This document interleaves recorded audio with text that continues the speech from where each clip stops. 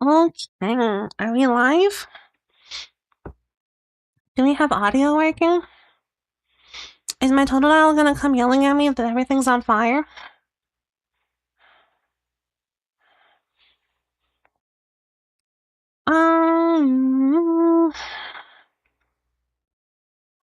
So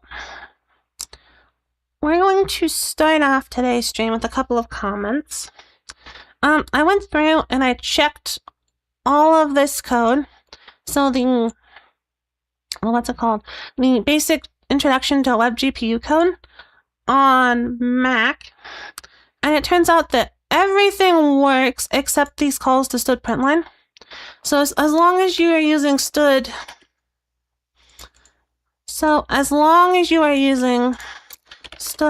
cout or cerr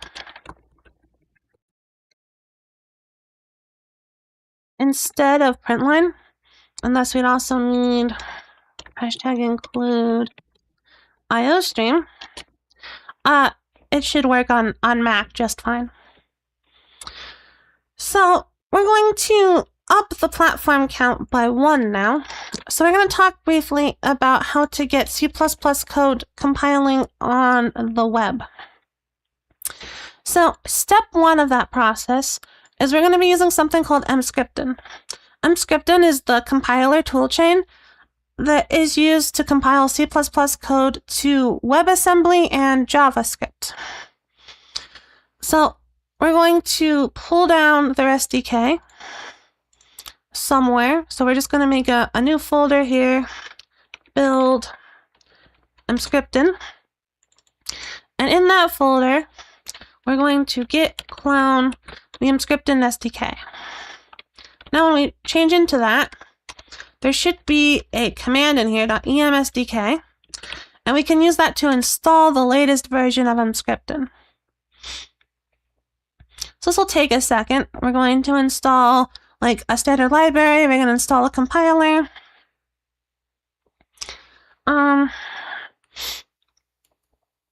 Yeah. So just a couple of all the things you would need to actually run, to actually compile some C++ code. We don't have to build anything from scratch, fortunately. It just takes a while to download.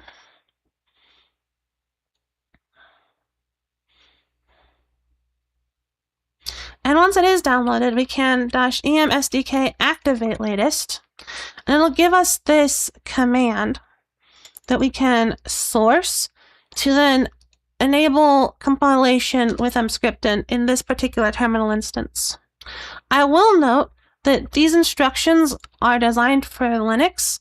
I have zero idea if they will work on any other platform, so keep that in mind. So now that we have a terminal that can compile with mscripten, we're going to cmake, which sets up a compilation environment around cmake, and then cmake ... So we notice that we immediately get a cmake error, because if we come over here, build 2, and we look at the cmake lists.txt, you notice that we're setting the WebGPU backend to Dawn. Well, if we look at WebGPU distribution,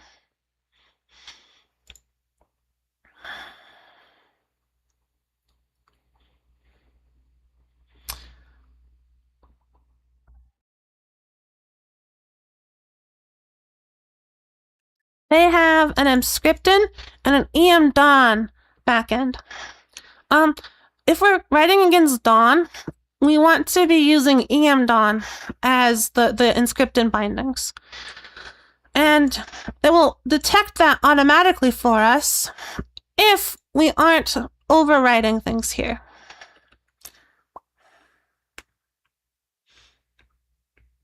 Let's take a quick look at notes.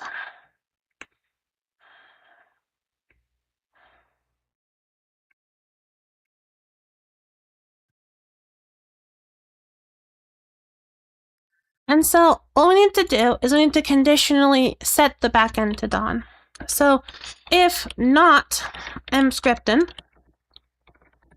we set the backend to Dawn. And otherwise, we let WebGPU distribution figure it out, which means use WebGPU Dawn. While we're messing with the cmake file, we also need to tweak a couple things about our branch here. So right now, we're piggybacking off the glfw that gets distributed with Dawn. We're not going to have that functionality when we switch over to mscripten where we're not building Dawn. So instead what we need to do is if mscripten and if. And remember that anything written between these two if statements becomes its own, like it becomes conditionally executed. So anything between these two function calls is only executed if the if is true. And we need to set target compile options for our hello executable public. And we're basically going to now specify a command line flag that gets past the compiler when we compile.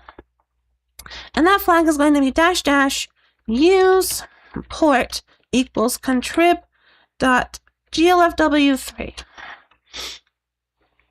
So we are telling mscripten that we would like to use their glfw library that they ship with. We're also going to tell it that we would also like to link with that same library. And now we're going to do something else important here. We would also like to tell it that we want mscripten, so with -s, to asyncify. So we're going to be using some async JavaScript functions, namely these request adapter and request device functions. And we're going to be doing some async operations around them. We need mscripten to be told that we want to asyncify our code so that it can be resumed by the JavaScript side. We're also, just for convenience sake, going to set target properties of hello properties, and we're going to set its suffix to .html. So normally by default, mscripten will create us a JavaScript file. What we actually want is an HTML file with like the whole web page that loads up the JavaScript file for us. So by switching the suffix to .html, it will generate us a HTML file that we can actually view in a web browser, a JavaScript file that will load a WebAssembly file that includes our actual code. So that should be what we need to get things working on the CMake side. So ideally, when we now run this, we were a little bit too slow. So the cache already has a value in it. So we need to go and change the WebGPU backend. And we need to change it to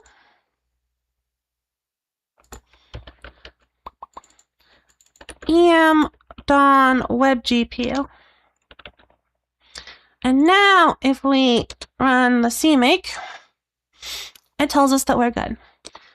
But there's a little bit we need to change in the C++ side of things in order to get WebAssembly compilation working.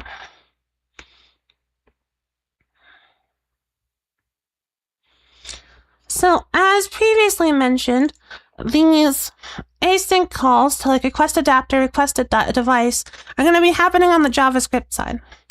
Also, they're async, so who knows when they're going to end, and we need to give the web browser a chance to actually process them. So we're going to add a little line here. We're going to check if defined _mscripten. So just like we used _win32 to check if we were compiling on Windows, we're going to use this __mscripten __ to check if we're compiling with mscripten. And if we are, we're going to go wow data.found equals false. We're going to mscripten sleep for 1 millisecond. In order to use this function, we need to include conditionally, so if and def mscripten hashtag include mscripten /html5.h.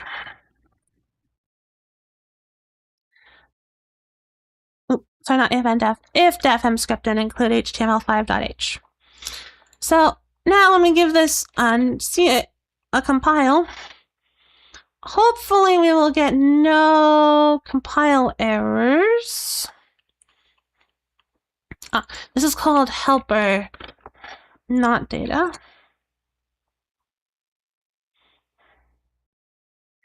and it successfully compiled our hello.html executable. However, it will not work because there are a few more things we need to change.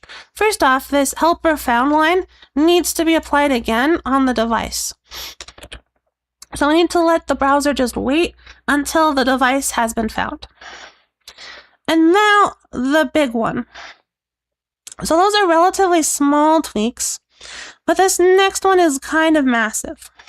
The way we're handling the main loop here is we're just running a giant while that circles around. Unfortunately, if we just run a while loop like this on mscripten, the browser will stall because it waits for this section to finish, which it never does. So we need to use the browser's async API to invoke this same code asynchronously once every browser frame. So to do that, we're going to grab another library. So we're going to go to https://gists.github.com Doxy AI. And we're going to use this, grab this callback adapter code. So this code allows us to turn a C++ Lambda function, callable, anything, into a C compatible callback that can be used. So we're going to add this callback adapter.hpp file, and we are going to link it in. So hashtag include callback adapter. And now we're going to do something a little conditional here. So we're going to go if def mscripten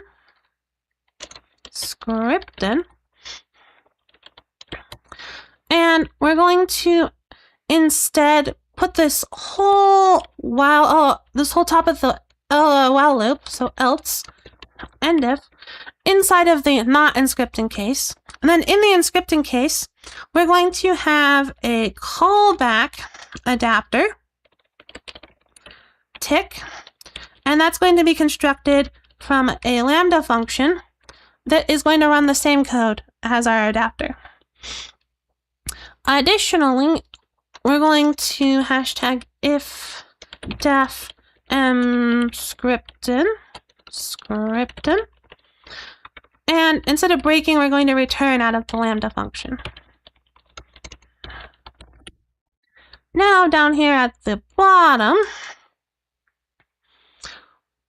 we're going to have our surface present and the close in the else case. Unfortunately, the browser doesn't like us calling surface present ourselves. They'll do it automatically. As long as there's a texture bound, when the frame ends, they will present the surface. And now, if we are using mscripten, we would like to end our Lambda, end our callback adapter, and then mscripten set main loop arg. And we're going to get the callback adapter. Actually, we're going to get the decal type of tick, and we're going to get its trailing user data. So if we look at callback adapter, it's very simple. It just stores whatever callable we have, and then it has these two functions that take arguments and expect a void user data pointer, either at the front if we're using the leading user data function, or at the end if we're using the trailing user data function. And it assumes that that user data is the reference to this callback adapter. So it unpacks the callback from the callback adapter and then forwards the rest of the arguments to it. So we're going to specify that this is a trailing user data pointer, and we are going to pass the callback adapter 0 true,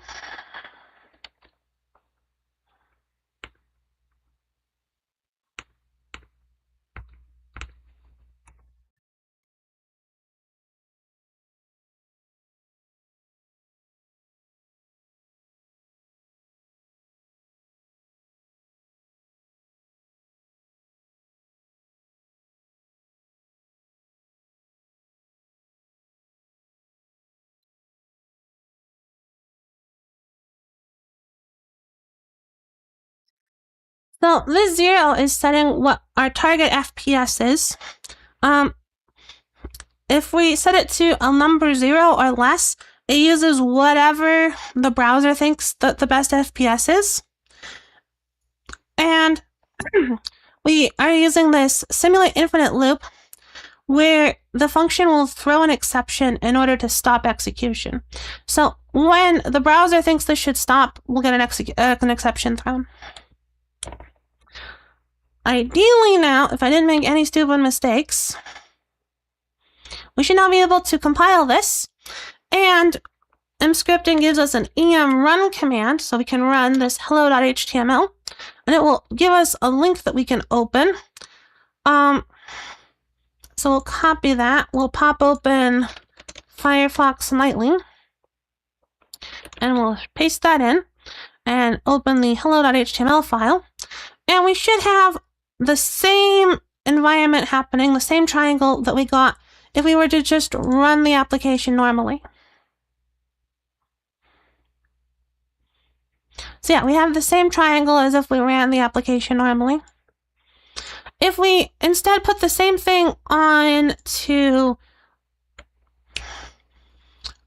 Brave, let's go over to google.com, open up the browser console by pressing F12. We'll notice that there's a lot of information about adapters not being available because we don't have WebGPU turned on. And so like the adapter and no adapter obtained thing fails.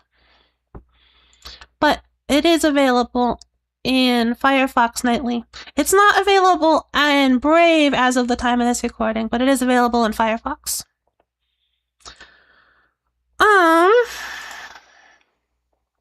So yeah, that's the main changes needed to our code to make it compilable on the web. The big thing to keep in mind is this callback adapters. Is this needed for the main loop to be in a callback.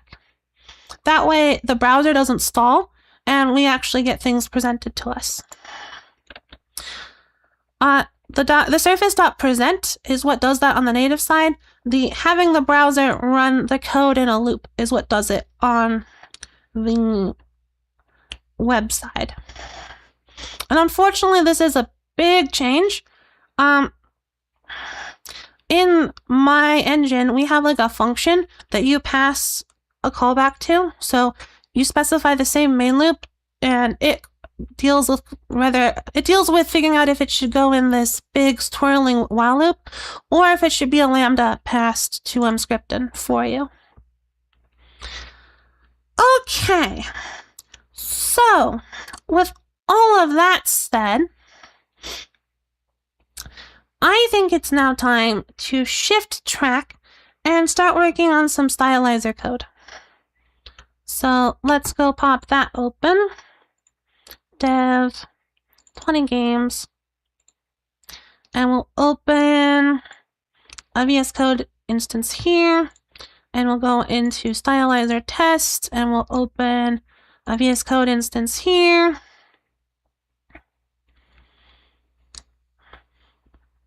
And let's check what has happened on Git.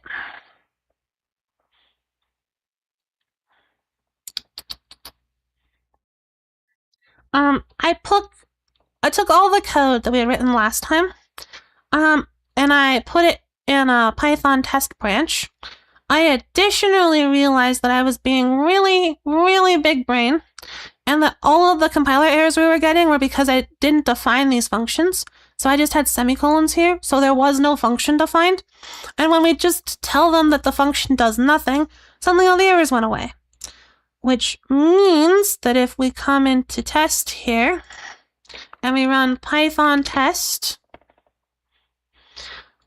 we get our code working, and you notice that the first step is that it creates a context with an error handler and sends a hello world error, which gets printed for us.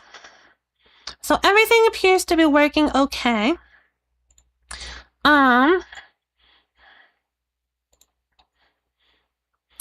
But there's a couple of things that it would be good to have.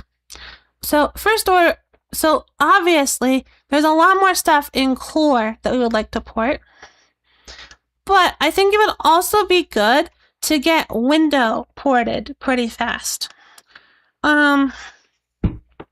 That way we can actually play around with, what's it called? That way we can actually play around with creating windows and not having to use the weird pseudo-jinking SDL helpers that I created in Stylizer Graphics for testing purposes. We can actually use the windowing API that we have here. So I think step one on that is, since a window is based on a surface, we're going to port the surface code over. And there is a kind of a scary note on that. We have the reaction vars. So all of the properties on like a window are reactive. So what that means is that they will change automatically. So like if I'm writing code where I go size, if I just get the value, it'll tell me the value. But I can also create a reaction action that takes a lambda and a stud math uint2 for the size, and then we call it with size. And now this function will get called whenever the value of size changes. So called whenever the value of size changes, which is incredibly helpful, especially like the input library. And I have no idea how I want to represent that in Python. Hi, Toby. How are you doing? The easy answer to how we deal with all of the reactive stuff is that we don't. We just make getters and setters for them that I think that's how we're going to handle it for right now. We're going to completely ignore the fact that they're reactive, and we're just going to write getters and setters for them that just get or set the value synchronously. So if that's the plan, that means that we need to wrap this in an if and def swig.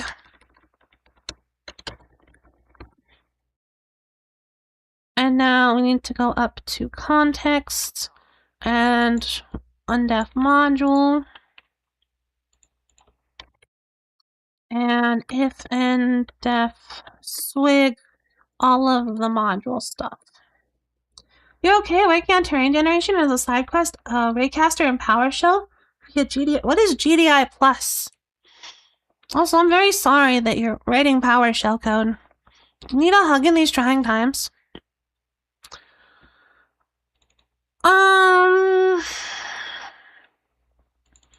Ooh, this depends on texture.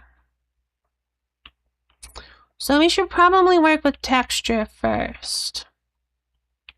So we'll do the same thing. So we'll undef module, and we will wrap hashtag if and def swig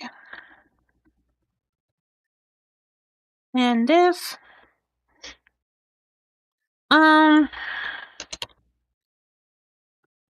def swig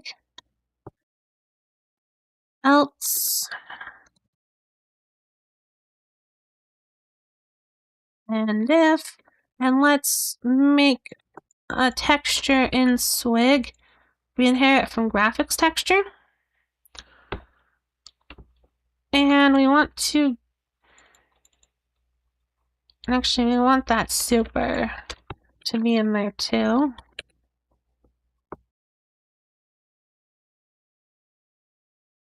And this size is only going to be there if we're not swig. Are there any other functions that need interesting considerations? It's kind of like a graphics API, but entirely on CPU. Also handling the window. Ooh. Is that something you wrote, or is it like a library?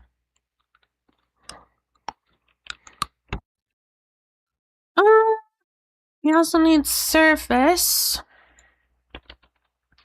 So hashtag if def swig.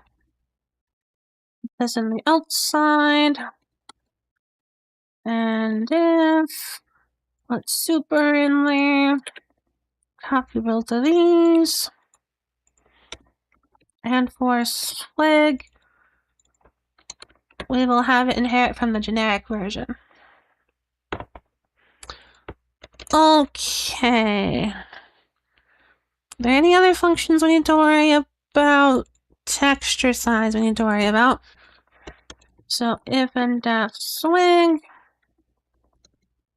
and if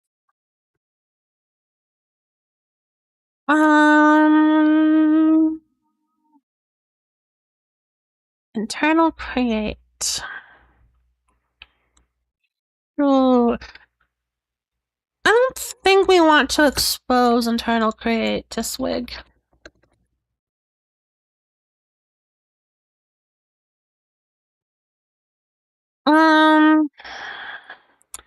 Cool. So over here in our bindings, let's start by extending texture. So we're going to extend stylizer texture.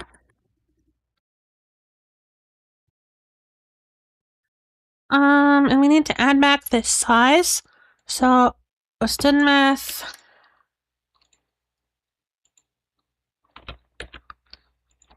unit 3 size.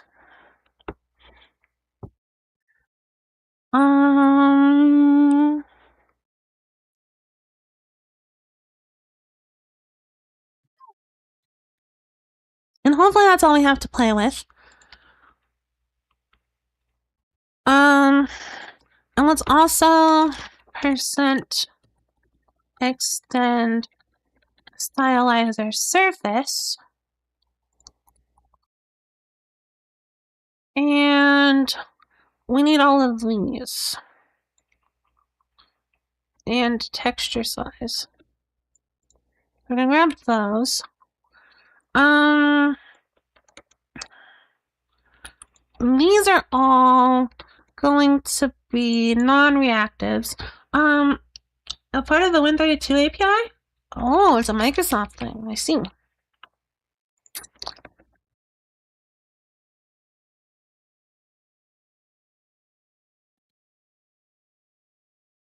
Texture size.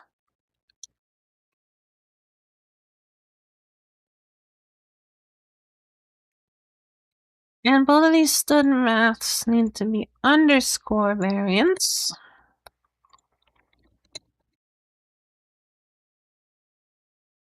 Okay, and now in bindings partial, actually let's just update. .update. It's gonna complain about the function names that we don't have to support these. Oh, and we want texture size to be a const one. We don't want a setter for it.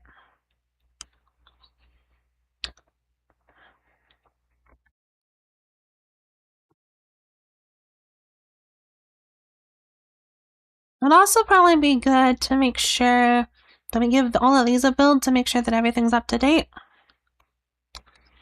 And AI needs a little bit of a throat soothing. So 1 second.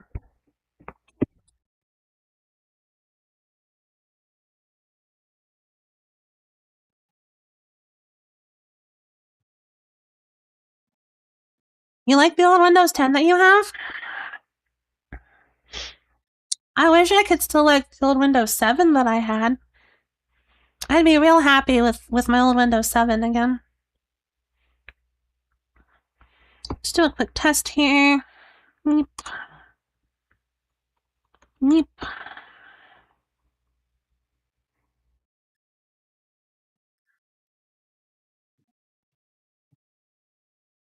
Windows 7 was great. Yeah, Windows 7 was pretty good. Those were the good old days, am I right? Um,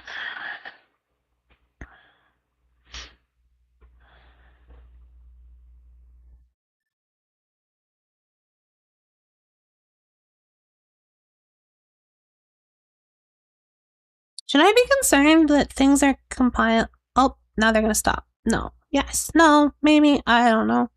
I feel like I should be concerned that things are compiling nicely here.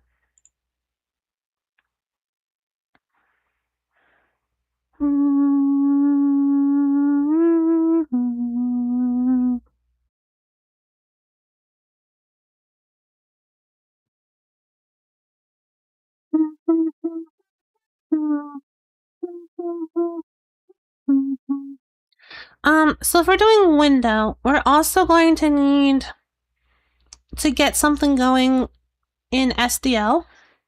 I think SDL is just going to be a couple of functions. Maybe. I'm not sure. Maybe they'll be types. Oh, look, it's Sad Smile. How are you doing, Sad Smile? Are you feeling sad today?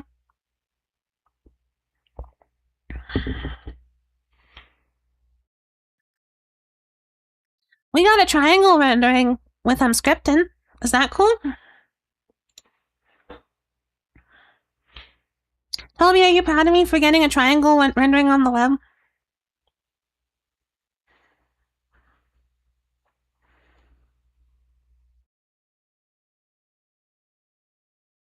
Ooh, I should probably mention, though,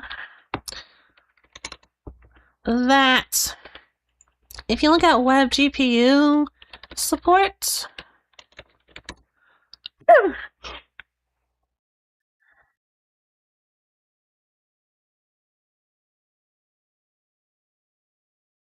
you'll notice that quite a few of them say that you need to enable a flag.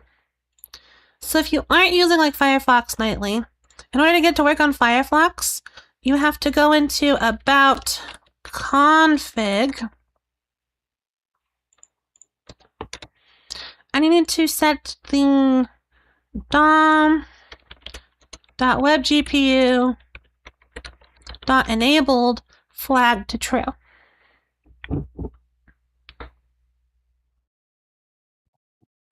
The joys of things being experimental still.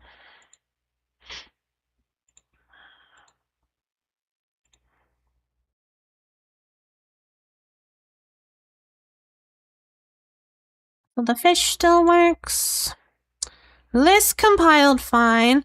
I'm willing to bet that if we load it, we're gonna have a missing... Huh?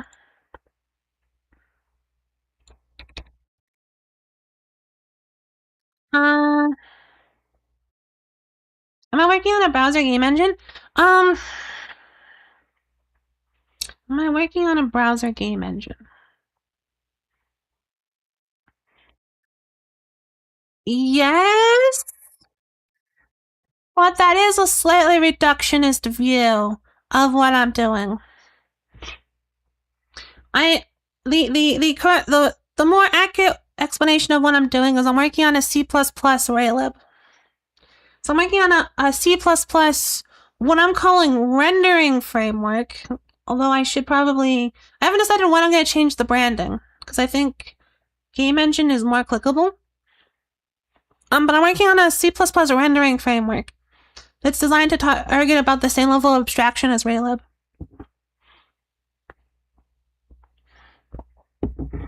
And towards that end, we have a custom graphics API wrapper thing, and the main backend of the custom graphics API wrapper thing is WebGPU. So it will run on the web. Asterisk, asterisk, asterisks. Why is this not breaking?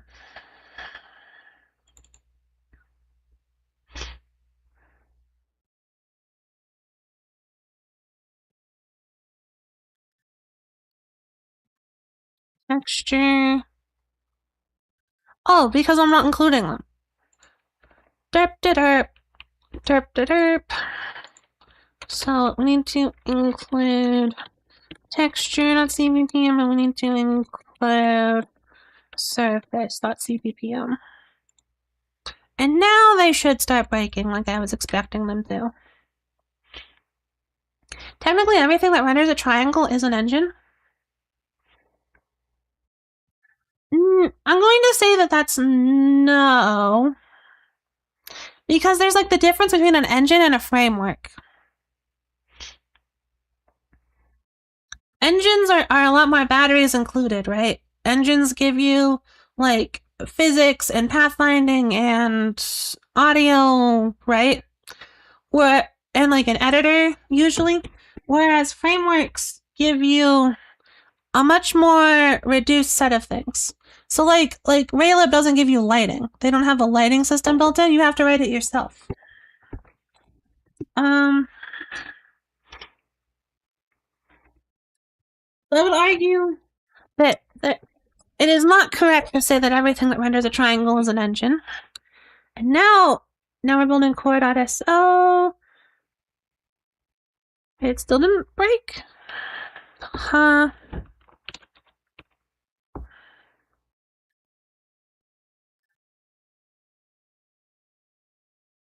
Oh, we got an error in texture.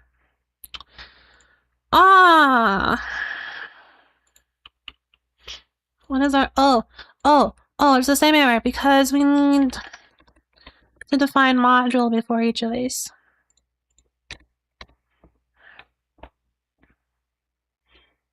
Oh, but it's the start, but yeah. I don't expect that Stylizer will ever have a dedicated editor.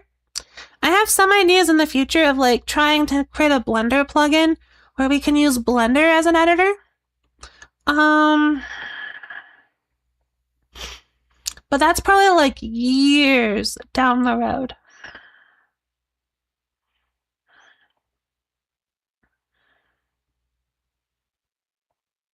I don't know. We might also...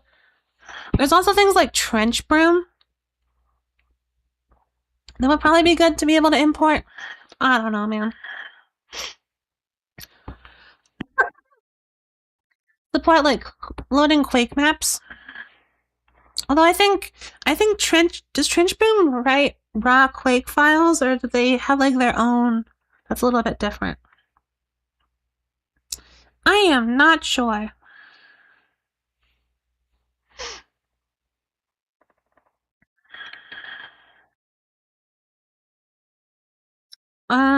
Nothing known about namespace, magic, enum, bitwise operators.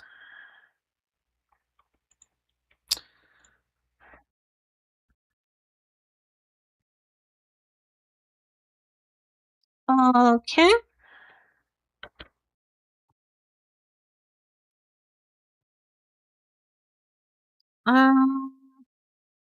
Syntax error on line 20.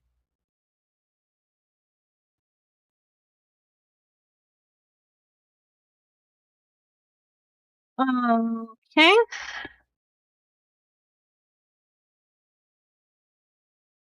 Yeah, I know that like the point of Trench Broom is it's like a Quake level editor, right? But I don't know if they have like their own like format for the levels that they export or something.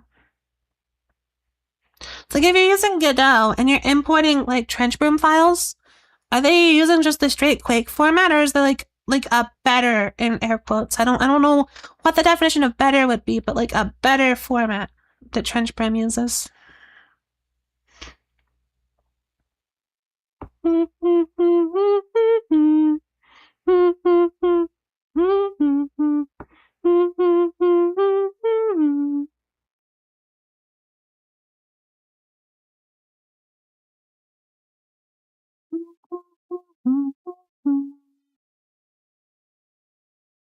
I love how we're dealing with things that are low level enough in the engine that like tweaking them recompiles like the whole engine.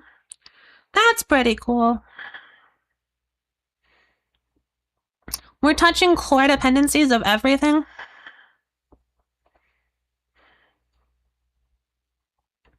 Okay, to be fair, part of that is my fault for wanting things to be convenient. If I did split everything out, so you had to like separately import stylizer.texture, stylizer.surface, right? We would have a lot more granular control over what gets included rather than the API system I have now that includes everything. But I think I'm like the only one who's gonna suffer for that choice. So, worth it, question mark? Do we have texture? No, it failed. It still failed. Why did you fail?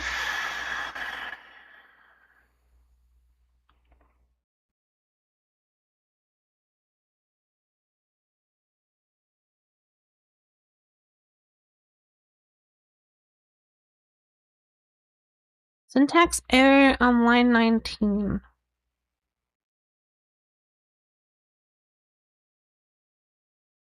They don't like the using super?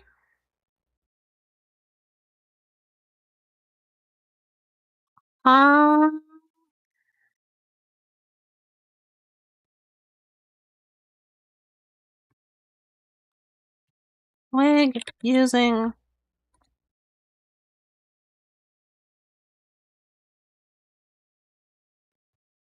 using type equals type.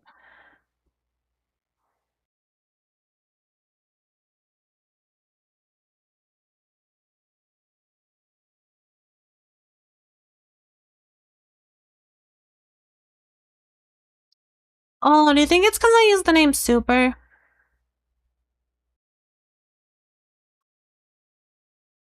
You bet that if I like rename this to super, it might be happier.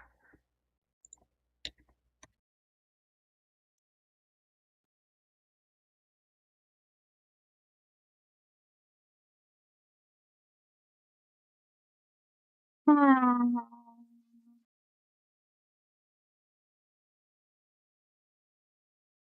No, it still doesn't like super. Um.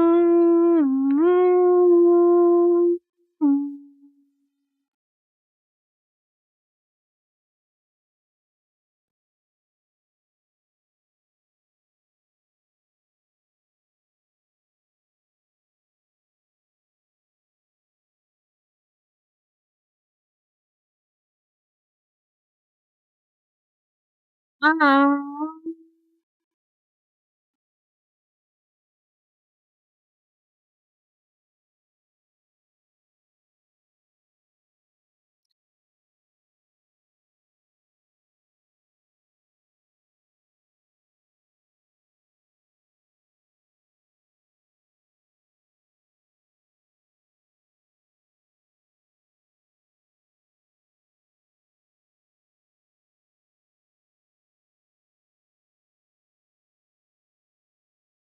I wish that they gave me like an actual error message rather than just syntax error.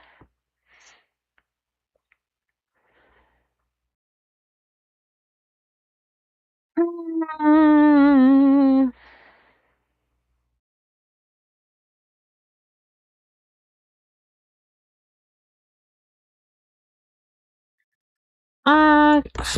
Okay, we just straight up commented out. How broken is it? I'm assuming it's not gonna like 32.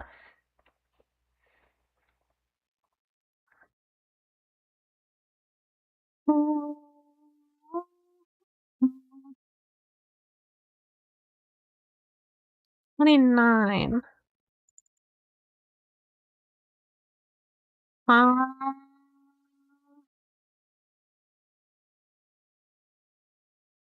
You don't like texture line 29.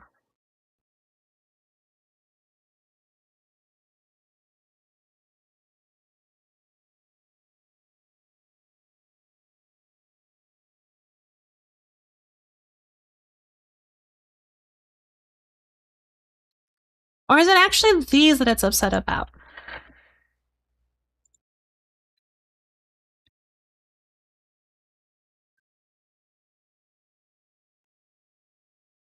Or is it...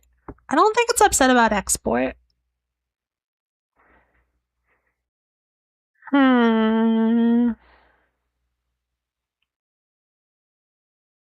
It was those I was upset about. Okay. Okay. Let's put the magic in here and let's get rid of these so it stops being upset at us.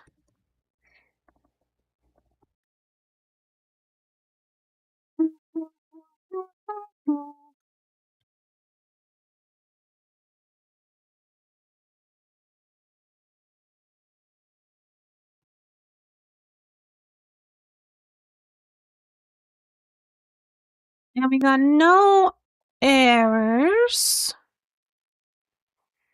Unable to deduce decal type for func.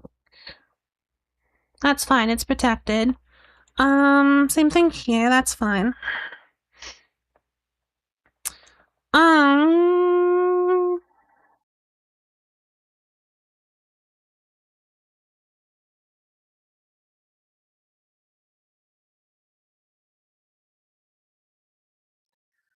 Do I want to make protected into private in Swig? I'm not sure. We'll see. But now this one should fail. Because it wants these functions, which we don't have. Cool. So stylizer service alpha mode set. So let's go over to bindings partial, get that open alongside bindings. So we need texture, size, set get. I don't remember. Do the gets do return? So the gets take pointer to a thing and return value. And the sets are voids. So the sets are void and they take a stylizer texture pointer and texture and a stud math uint 3 pointer. We use the underscore version for this. Size. We're gonna call this self. So there you go. Self size equals, and we'll cast. So stud math uint 3 reference star pointer size star. And then get returns a stud math uint underscore uint 3 stylizer texture pointer self, and they return self size cast to a stud math underscore uint 3 reference. And now we need the same thing for surface, literally the same thing. I don't think, oh, 2's changed. Surface, and all these 3's become 2's. Good job. All these 3's become 2's. We need a get for texture size. So these are 3's. This is texture size. Hello, fellow machine. How am I doing? I'm doing okay, Mole. How are you? Are you also a machine, Mole?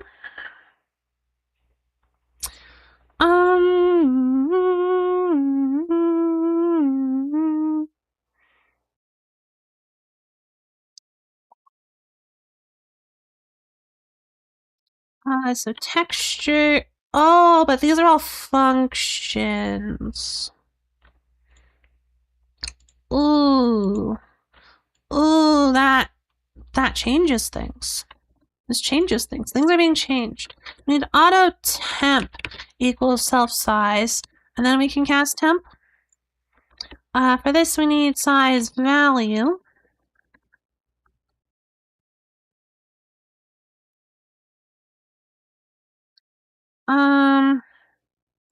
Auto temp equals self size, and then we can cast temp size value.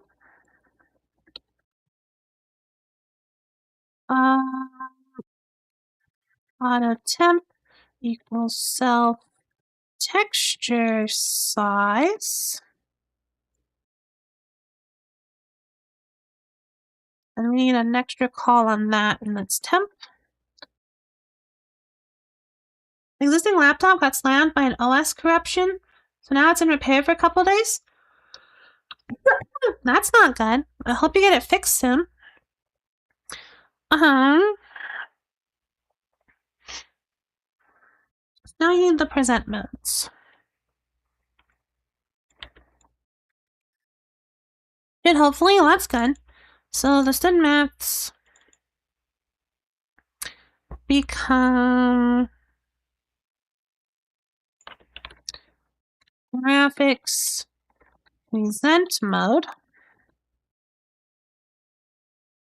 And this is present mode. And this is present mode. And this is V, and this is V.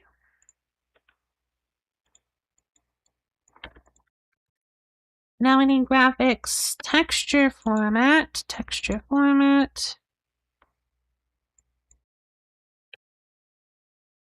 mode, present mode, present mode, present mode.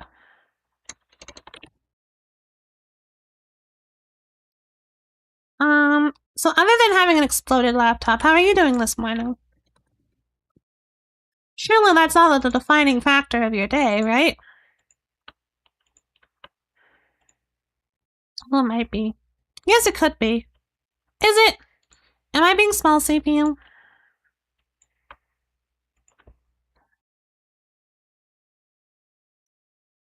It ain't nothing special? I see.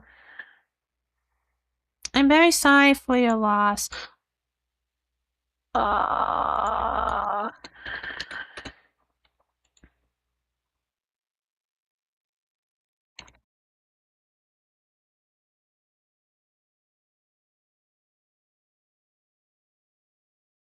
Surface. No, that's correct. Stylizer surface, stylizer surface, stylizer surface.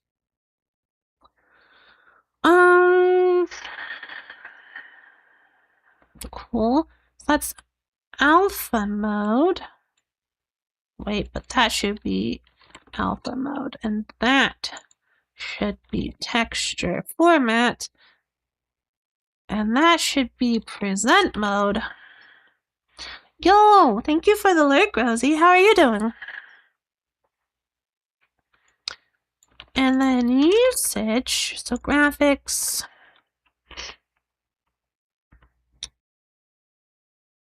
Alpha mode. Oh, there's a texture there. Silly floating texture. Alpha mode, alpha mode, alpha mode, alpha mode.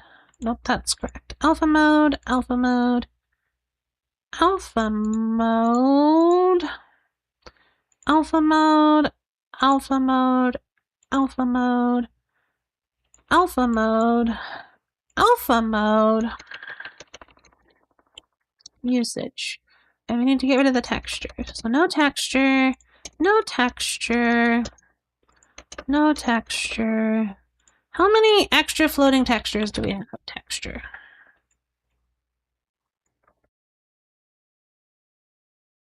Texture. Texture. Texture format is fine. Texture.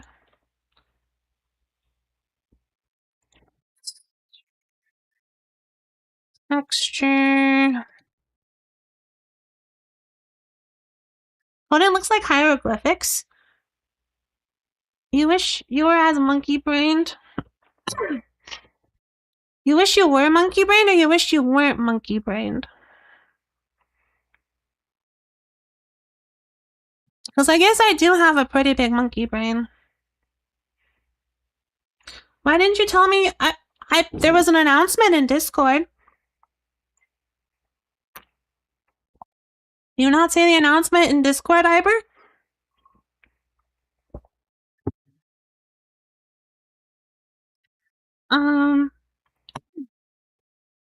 I didn't send one, yeah? Yeah. 9:50. Live notify. You don't get to come in here saying I didn't tell you when I did. I covered my bases. AI was not the big dumb. Except AI is being the big dumb. We don't talk about that part.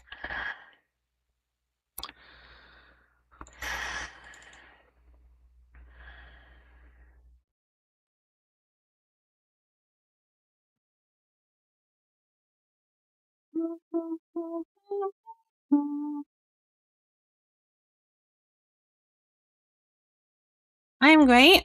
Well, look at the amount of Riz I'm getting right now. You were just busy at the time of the notification? I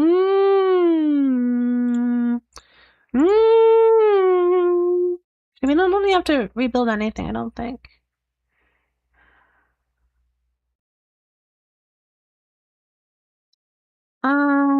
So it doesn't like texture alpha mode for pretty obvious reasons.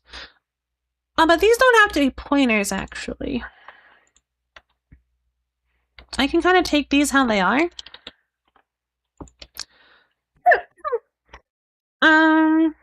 Texture format also doesn't need to be a pointer. I can just kind of take it how it is.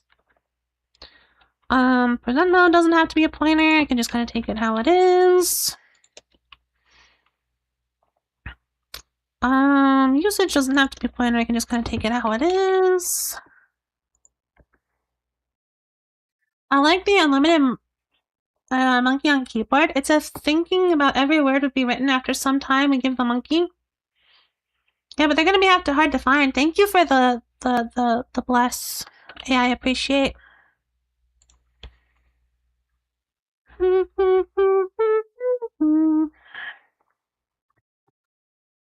Cannot cast.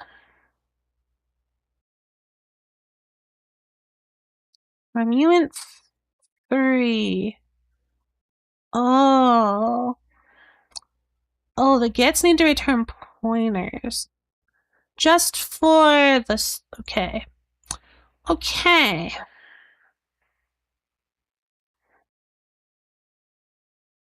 So these gets need to return pointers.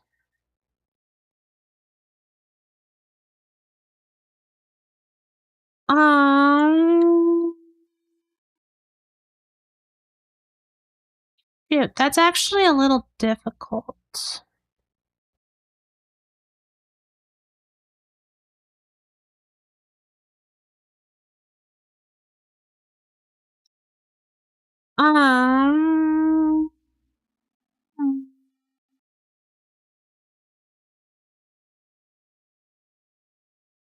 I'm pretty sure if I just new allocate. Okay.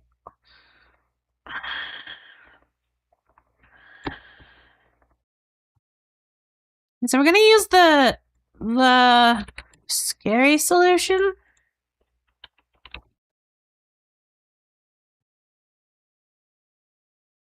So we're gonna have. Well, fudge. Hello from Kick. How are you doing, Iber?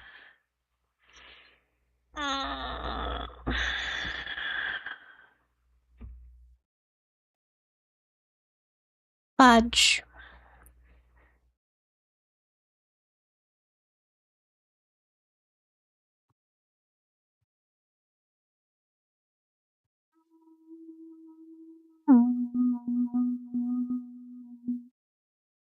You're doing good.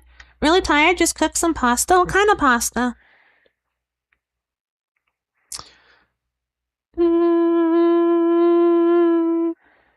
So So how do we... Okay, so the problem we have now is that we're having... So we have the dynamic values, right? So then we look them up. So we're getting a new copy of the dynamic value. Is that true? C++20 reaction. What does... I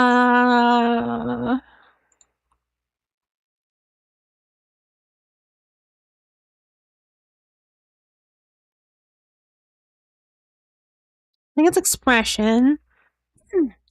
What does var give us? Calc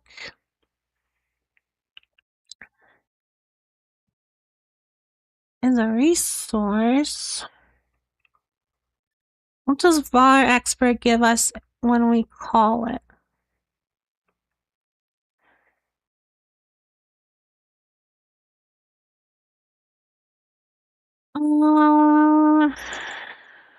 Stat in resource? Okay, what does resource give us when we call it?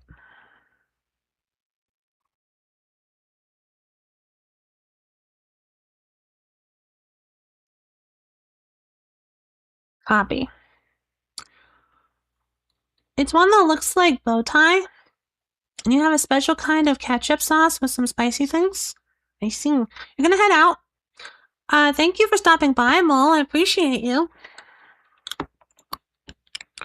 So our problem is we're returning copies from this, but we want pointers coming out. So the reactive system is giving us a copy of the reactive value. And then we need a pointer to it. I think that if we just put it on the heap, we're gonna memory leak it.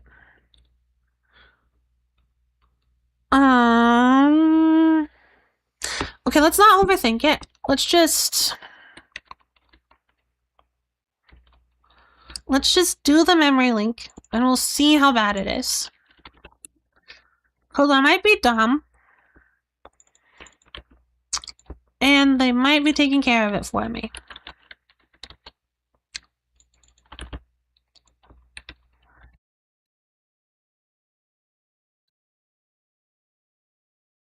There might not be a memory leak. They might be ready to clean it all up.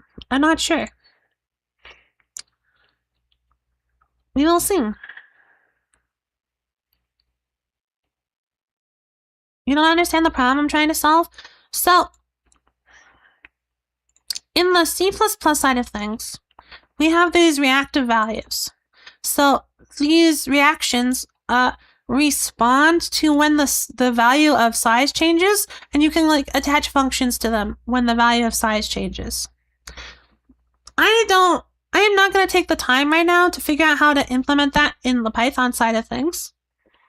So the Python side of things is just going to get and set the values. But the problem is that when I get the value from the reactive, it gives me a copy, but the Python wants a pointer to it.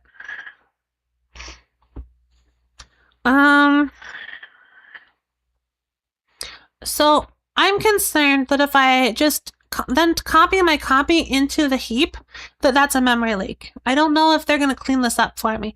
Because I know that the way this usually works, I believe, is you return a pointer to like the struct. So like you have your struct element, you return a pointer to the thing. But I have like this computation that happens with copies. And so I'm not sure if the thing here is heap allocated or not.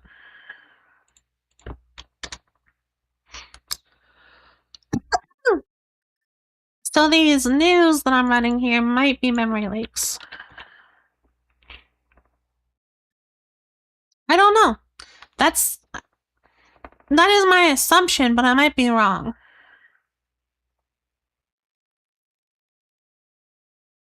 So the current plan is that I'm going to assume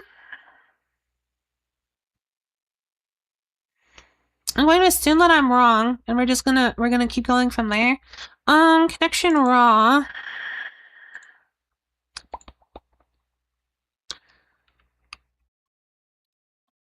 Binding. This one. Binding's I. There's no connection. So I'm gonna go struct connection raw. So we're gonna go percent inline with inline code.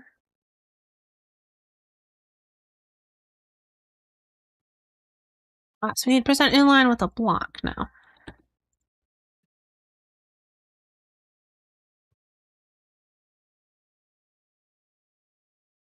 So I'm gonna have struct connection raw. No, we're not. I'm just gonna go struct connection.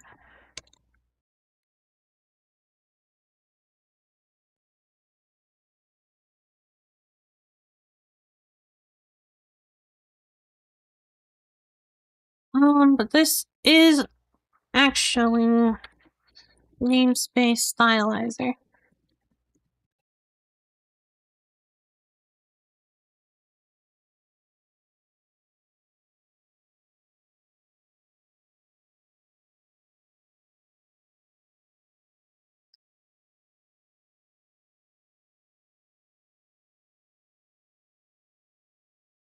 Cool.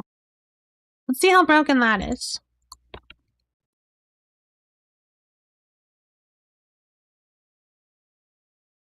Syntax error and input 3 broken. If I watch your C++ video, will I be able to understand the code? Ideally, the answer to that question.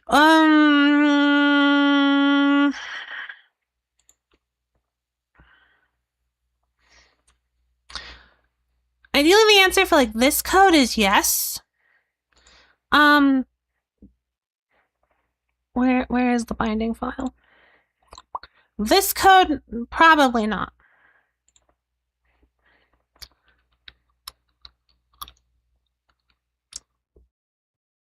Is that it? Is that it? I hope. At some point, I also want to go through and start making some higher production quality versions of like the C++ series. In my vast amounts of spare time.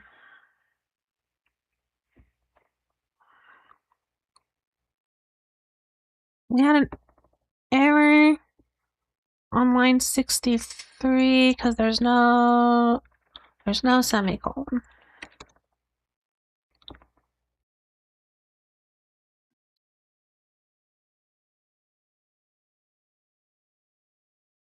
That explains what I wanted to know about the video. That sounds good.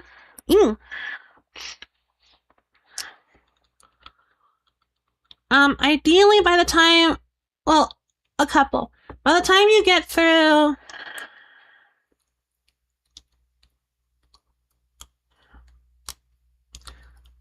like the data structures video, you should. Yes, the C++ video talks about templates. But a template like struct sing template type name t. A template is stupid simple. So I write TA, right? I know this struct is a template that I can stamp out. Impl. So now when I go impl int, I stamp out a template of this struct where every instance of t is now int. So what does impl int look like? It's just a struct with an int variable named a. Does that make sense? And literally that one idea of we substitute this into the template is the entire effect.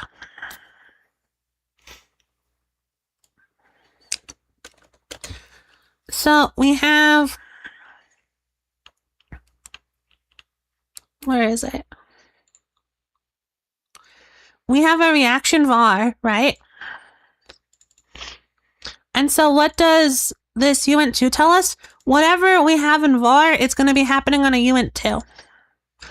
And if we dig through that, we'll see that there's like value setting, value getting, and they're all templated on some type. And so when we get a value, it's going to give us back a uint2. When we set a value, it's going to expect a uint2. Does that make sense?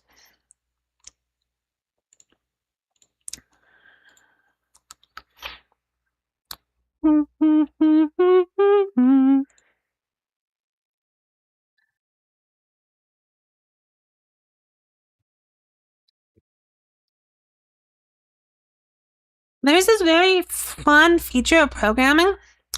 No individual feature is usually that complicated. The problem is that you just see them all together and how they interact. And how they interact can get rather complicated, right? And C++ in particular does have like a couple of really rough edges. Like, this means something different inside and outside of a template.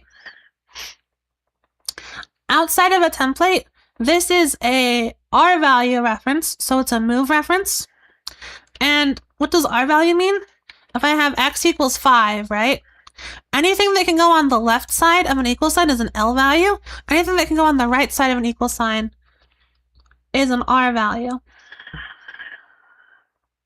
Can you enable disable fields?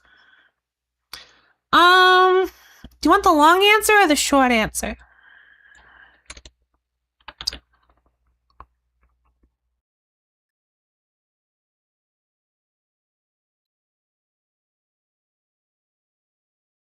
The short answer is you can't ever completely get rid of them. So like if I were to write struct impl template type name, actually can requires clause. C++ requires clause on field. I know you can put them on a function, but can you put them on a field?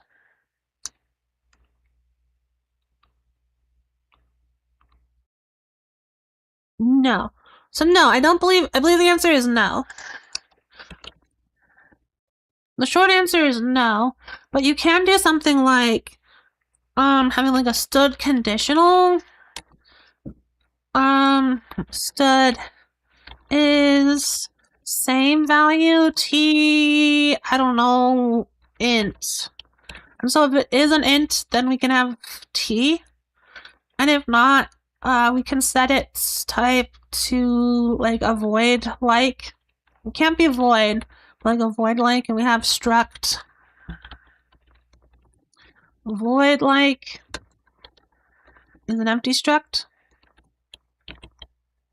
So you can technically do something like that. Don't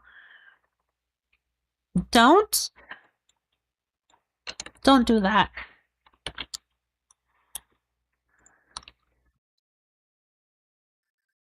So the technical answer is that you can kind of sort of maybe disable it, but it's still technically there. So no.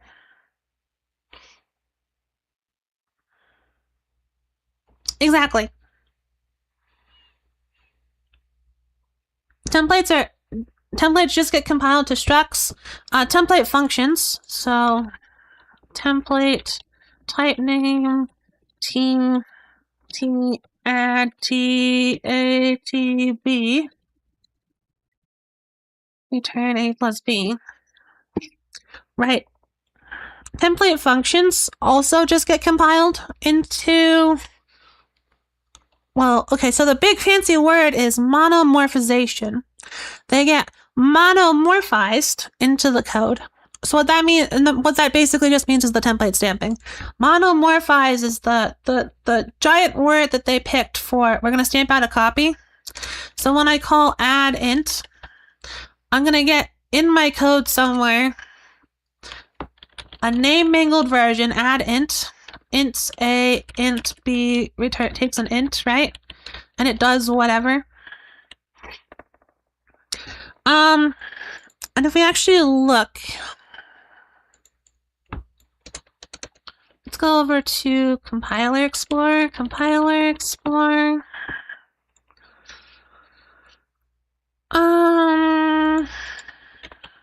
Templates, type name, t add, ta, tb. Return a plus b. Now, no assembly to display. Int name. Well, so first off, there's an interesting note here, right? So we have a template, and what does the compiler say?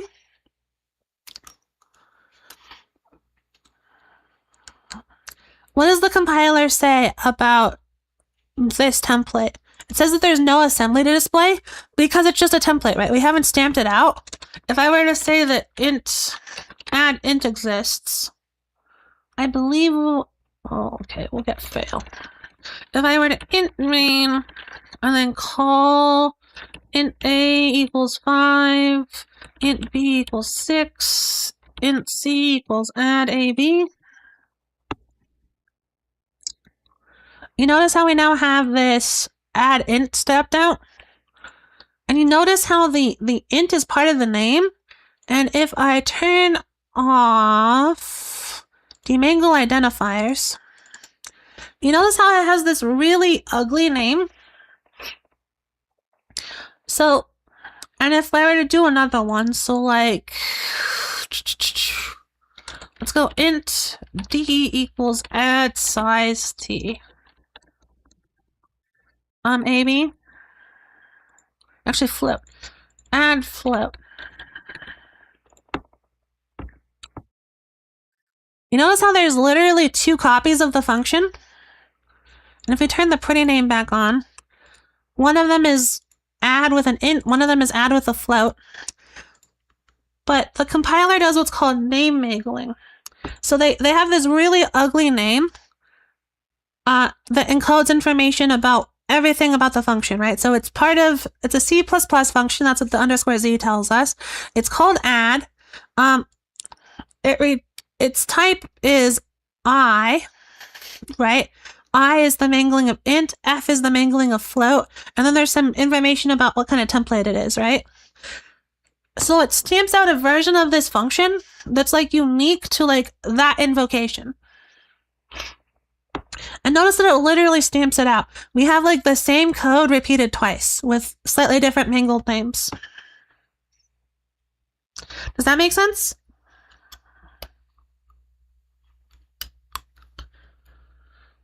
Template is like a class in OOP. No, a struct is like a class.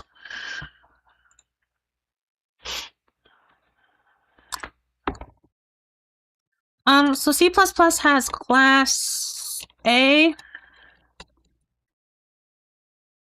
and struct A, and these 2 concepts are exactly the same.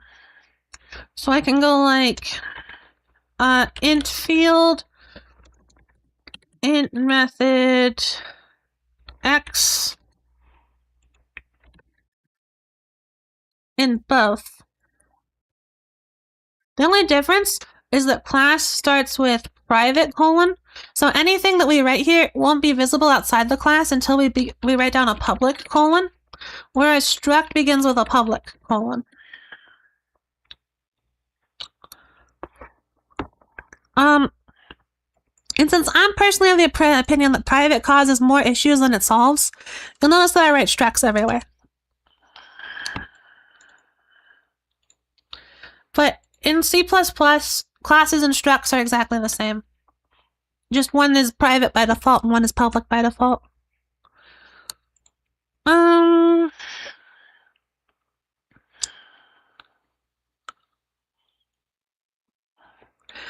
So no, the assembly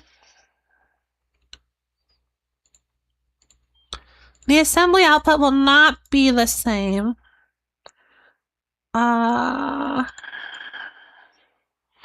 We'll compiler, yay. So if we dig in here, you notice how there's an add call and there's an add SS call.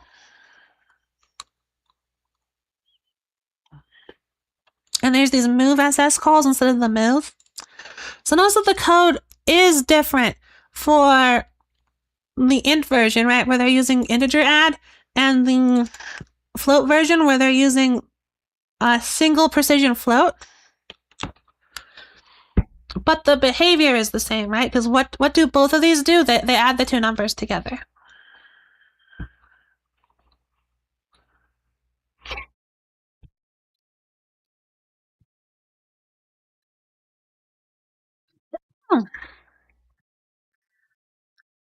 And that's where the complexity comes in. So like if I were to include string and now call stud string e equals add stud string hello world,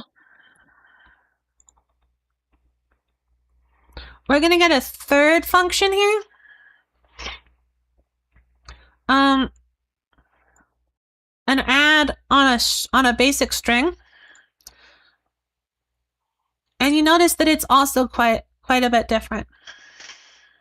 Although not really, right? Because it does the same thing, right? It allocates space on the stack, it moves stuff into position, and then it does the operation, which for this one, the operation is integer add, float add, and calling the add function on strings.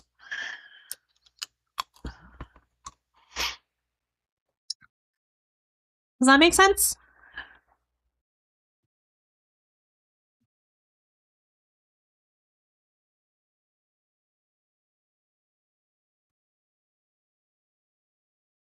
Look at how beautiful the type of stud string is. Stud CXX11, basic string of char, stud char traits char, stud allocator char. Isn't that beautiful?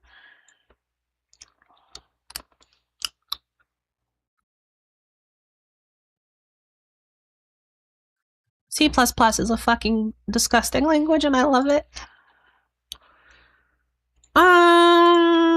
Okay, back here. Let's update.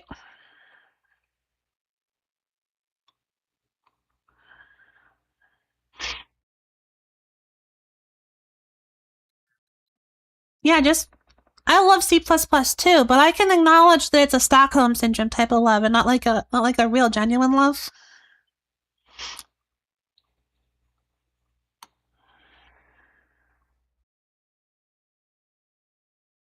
Nah, people say that C++ is a complicated language, but all of the ideas are really simple. Like, if you go look at my video, right, I literally teach you every important concept with the notable exception. Okay, how do I phrase this?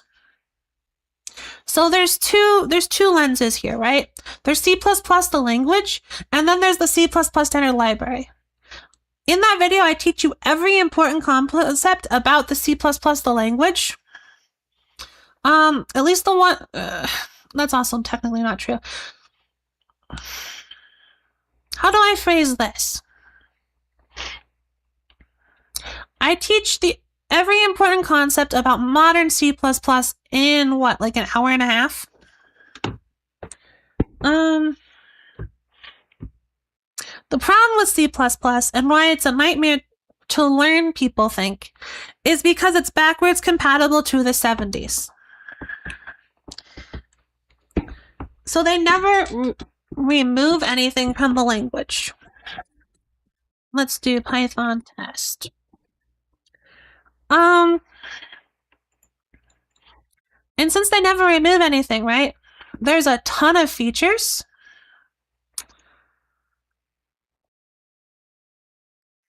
And you're not supposed to use 75% of them. Because the way the standards committee simplifies is by adding features. They simplify the language by adding new stuff. So we're getting to a point where we're not supposed to use std cout anymore,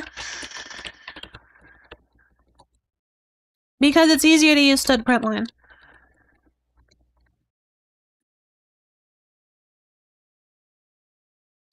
But both are there. You can use both. And if you're not being guided by someone, it becomes a lot of things that you're not supposed to think about anymore.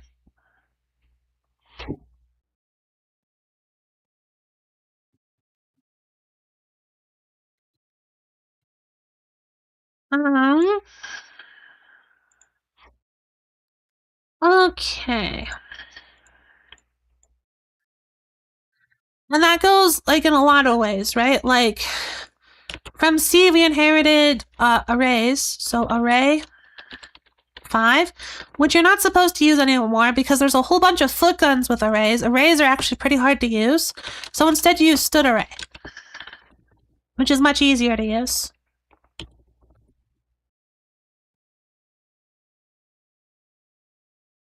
Do companies have guidelines and features to follow?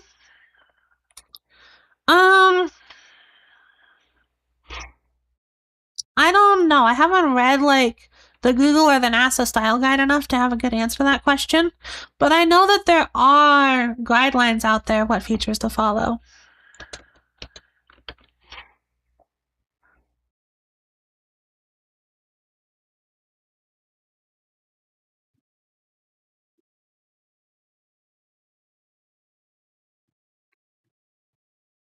And what I teach is an unofficial C++ 20 guideline.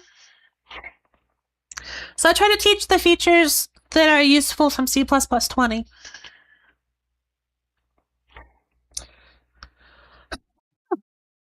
And note about how C++ is named. It's named after the year that the standard was released in. And the standards committee releases a new version once every 3 years. So there's C++ 17, released in 2016. There's C++ 20, released in 2019. There's C++ 23, released in 2022. There's C++ 26, released in 2025. But there's a problem because the standards committee is not the compiler implementers.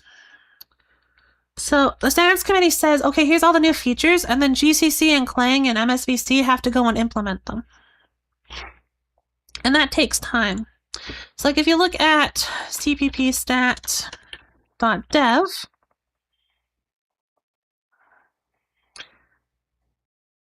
and we just look at C++ 26 features, you notice how there's a lot of missing things about C++ 26? Because it got finalized in November. And so the compiler implementers haven't had enough time to go through and implement everything yet.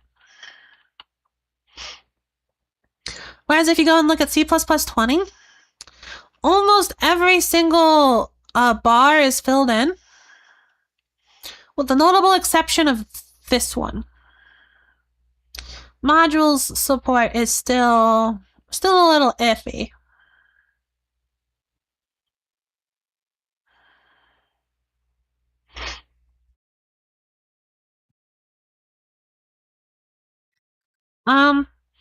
But C++ 20 is the version that I think is fully support. Actually, I started switching over to C++ 23. I think 23 is now to the point where it's supported enough to start learning stuff from here. But I ran into a problem with that. Because I was in the code lecture from the other day, right? Dev streams WebGPU. Hello. We were using print, right? And so I was using std println, which it turns out is not yet supported on Xcode, which is Apple's C++ compiler. So, that's cool.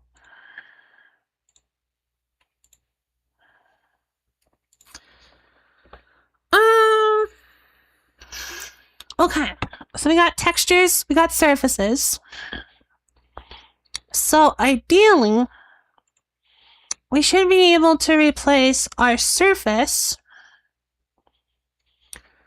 I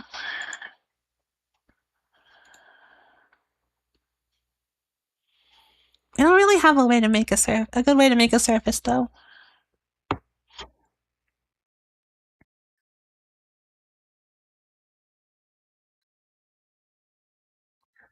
So let's go and start getting window working.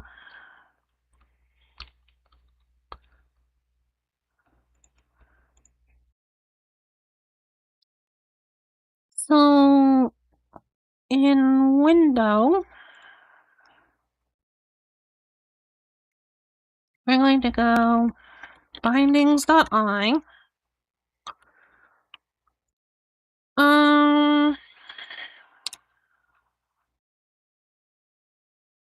We're going to import stylizer graphics, and we're going to import stylizer core.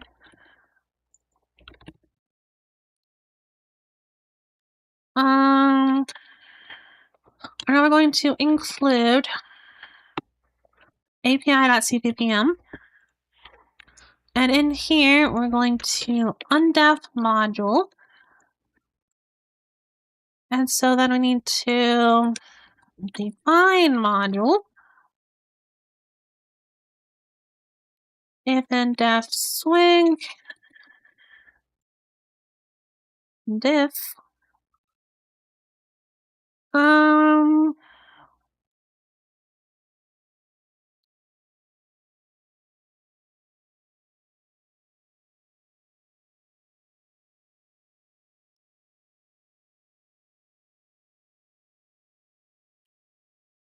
And so now if and def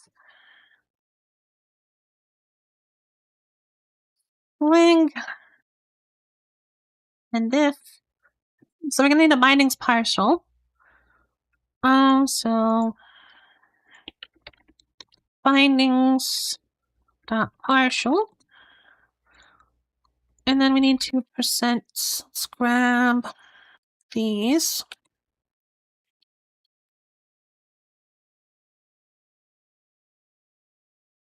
We need to percent. This is the wrong file. Percent extend stylizer window. Not it. It's not a namespace. No, just stylizer window. Okay.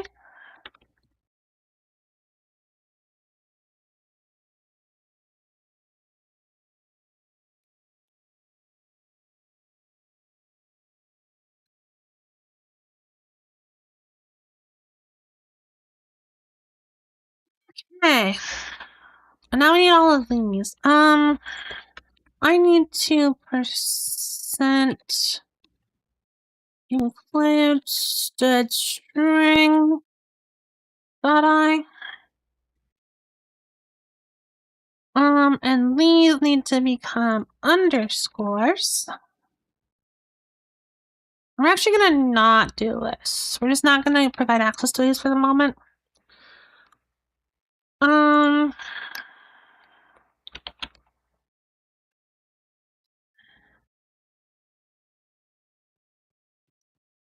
And then what do we know about window?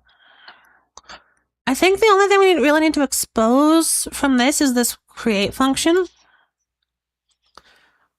So let's go bindings.i.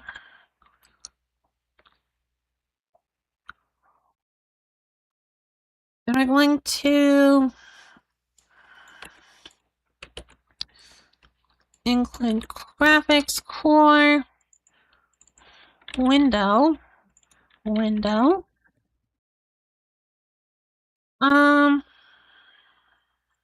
Oh, which one should I start from? I didn't explicitly answer that. 20 is the safe bet, 23 if you're feeling spicy. A girl I helped out with homework just told me she has feelings for me.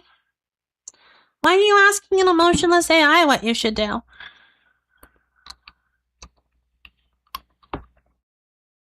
Does AI look like it knows things?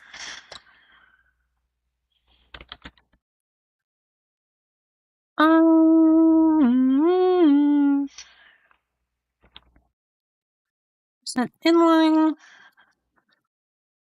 percent open, percent close. Is that how you do it? Yes.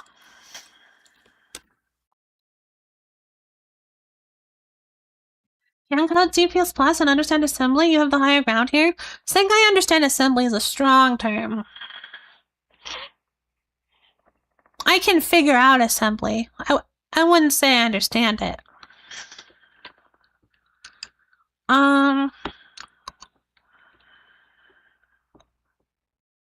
Let's create a window.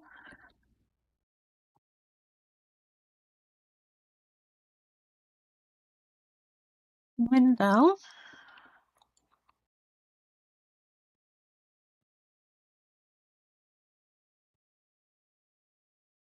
So name space finalizer.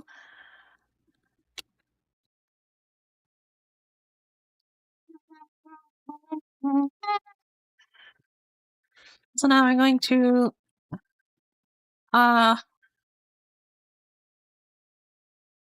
stylize our window pointer.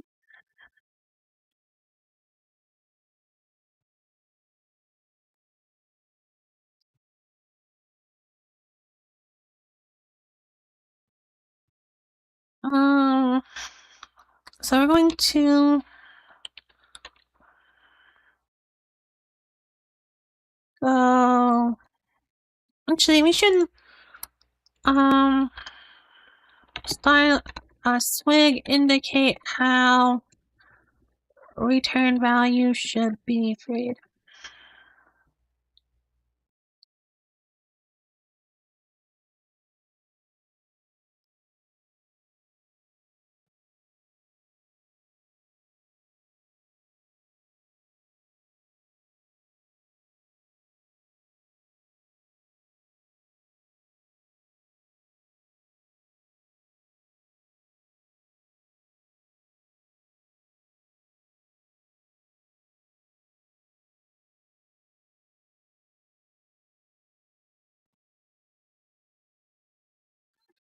We'll do it the good way. So we're going to stylizer SDL window pointer.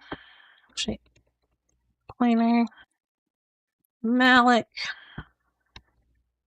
size of stylizer SDL window. And actually, we don't need to do that. We can just go auto mem equals malloc. Now we're going to go auto out equals new from memory stylizer SDL window, and we're going to call stylizer SDL window, create context, title, size, flags. Now we can return out.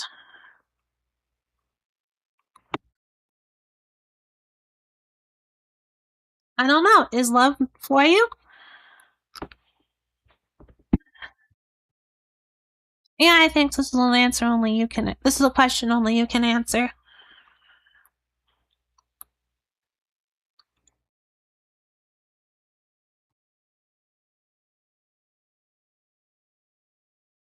We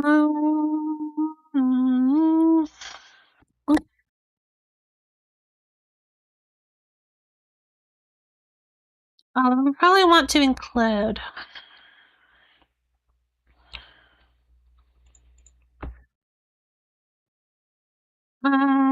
Let's look at core. We probably want a block that looks something like this. So for SDL,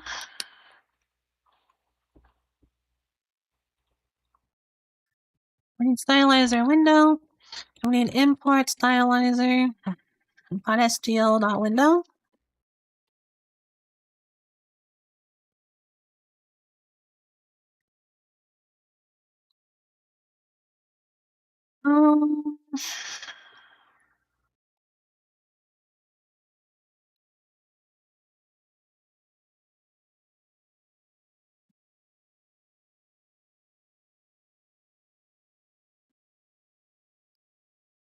And now for window,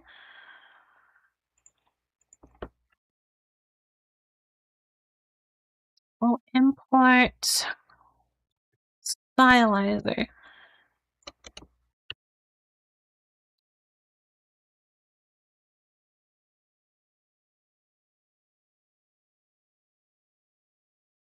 And now in test,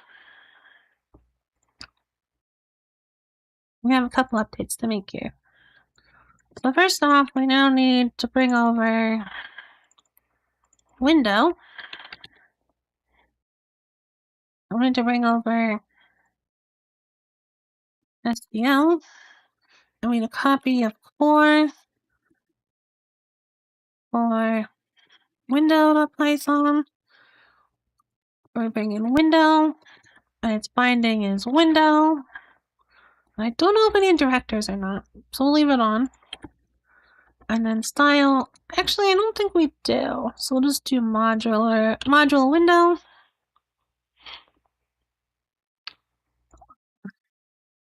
Module window. And then stylizer.sdl3.python. Module SDL3. SDL.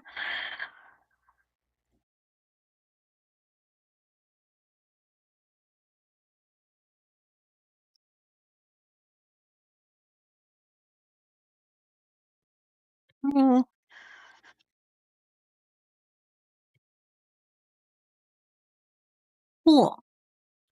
And now we need the copies. So let's copy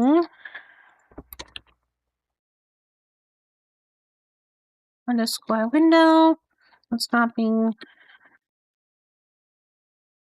underscore SDL and get rid of the underscores. Now we run test. What does the new memline do?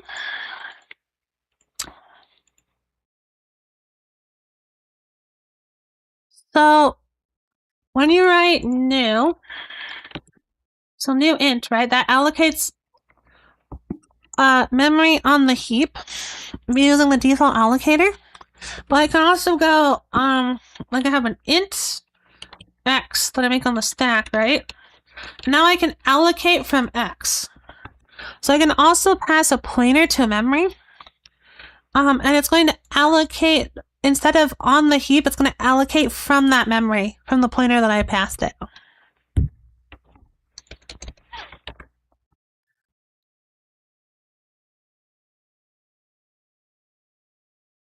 So what do?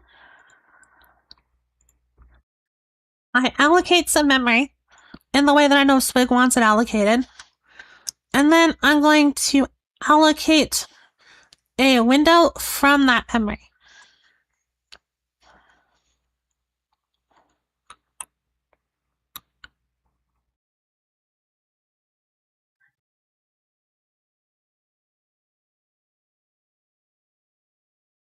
So I create a block of memory somewhere, and now this new mem is going to encode this meaning into it.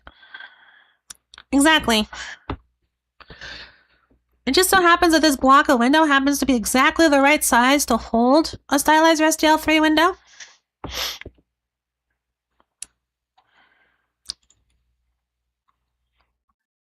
Oh, and I guess I should probably update this.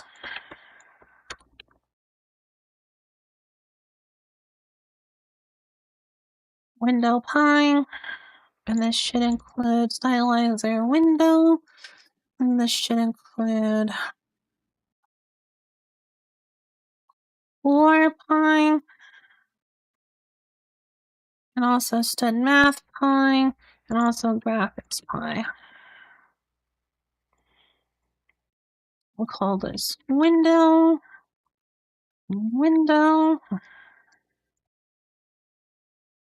Now we also need SDL. So SDL pi,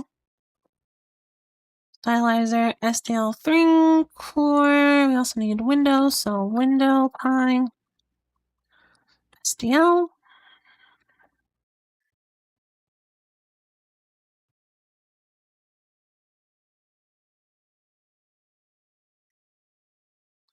Write a window into the malloc memory.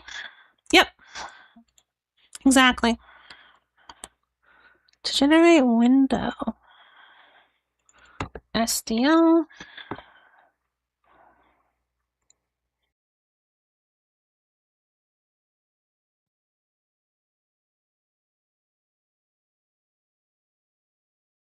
So update failed.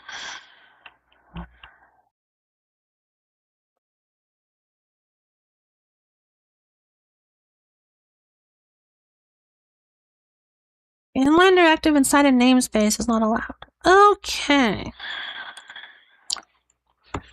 I'm happy to do it the other way.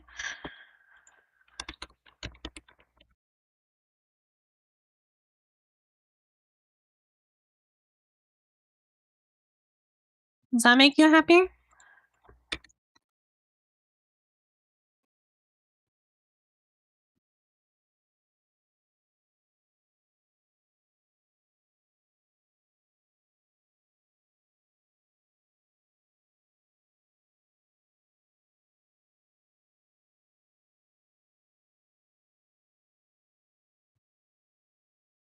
Multiple rules to generate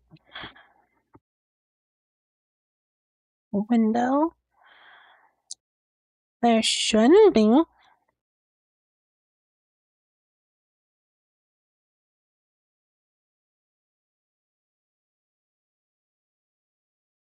Let's check SDL Pi. Um,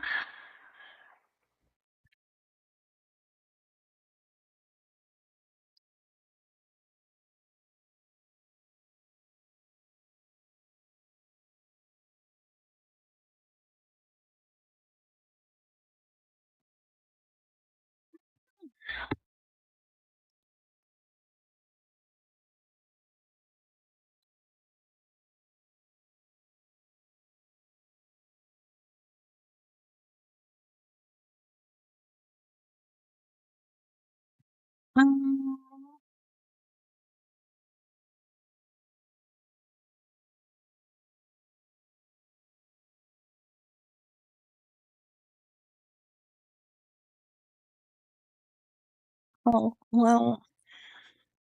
I guess it might also help if I copy the correct file. So SDL3. And that's also going to want its associate file to be called SDL3, isn't it?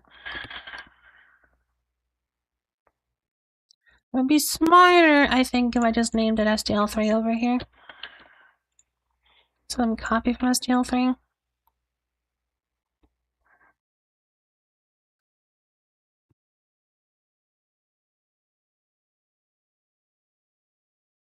And so then we delete this folder. Let everything build.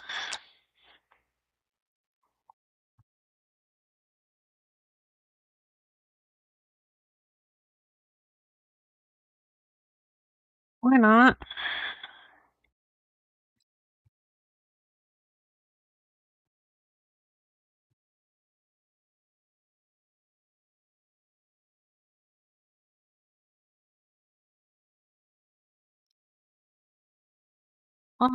So in window, mayhaps import stylizer.window would be a helpful step.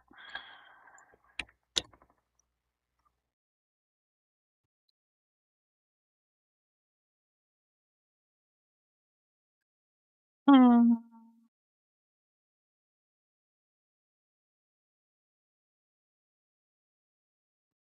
Ooh, those are some not good messages.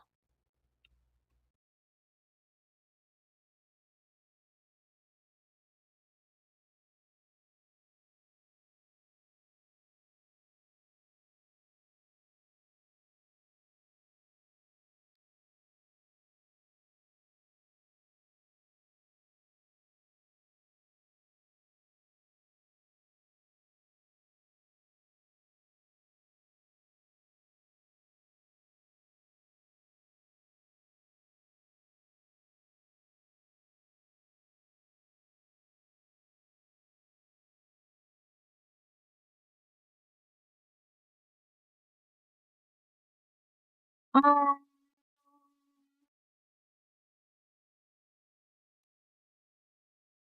what are we angry about? Type name context.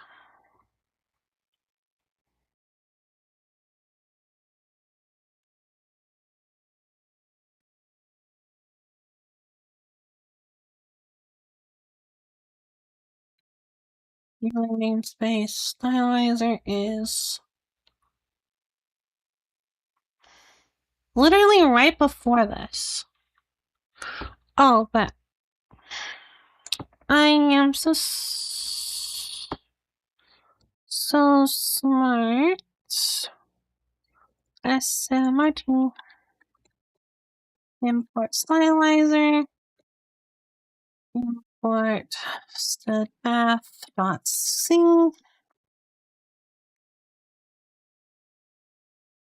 Do I need studmath in window?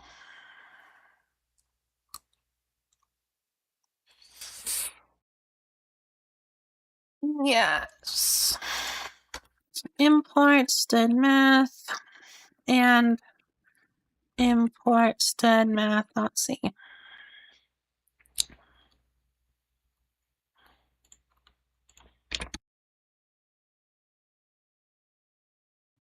You're finally mentally ready to drop $3,000 on a PC? That sounds like a lot.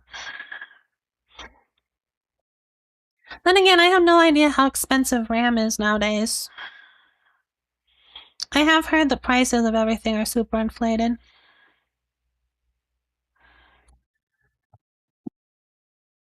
Well, I guess possibly including import stud.compat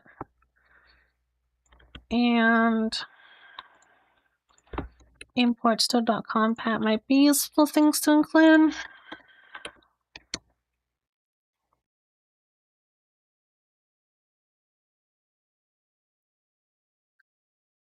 Mayhaps including the standard library is a helpful step.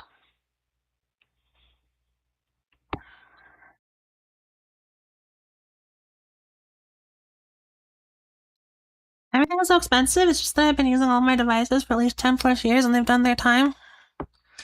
Oof.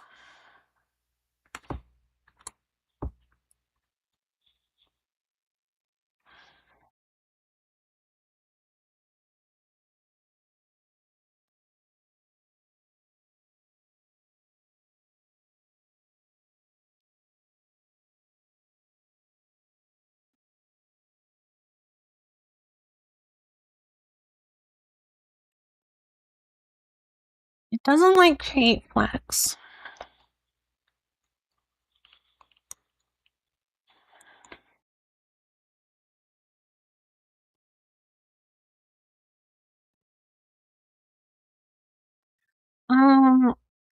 Okay. So if it doesn't like create flags, where is it? SDL. So let's go stylizer window, create flags none. Stylizer window, create flags.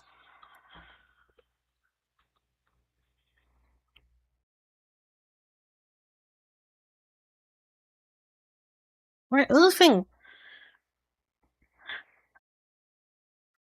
Let's check, make sure that this is still going. Weep.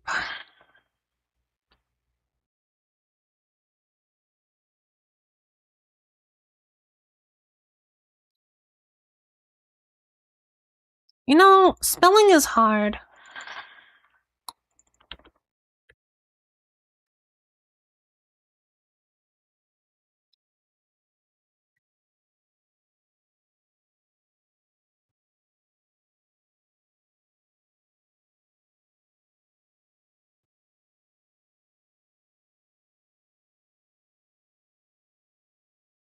Do we have faith?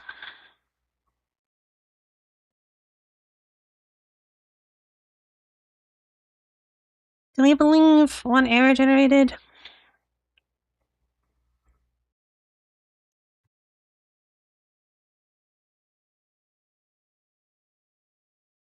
An SDL. Ah.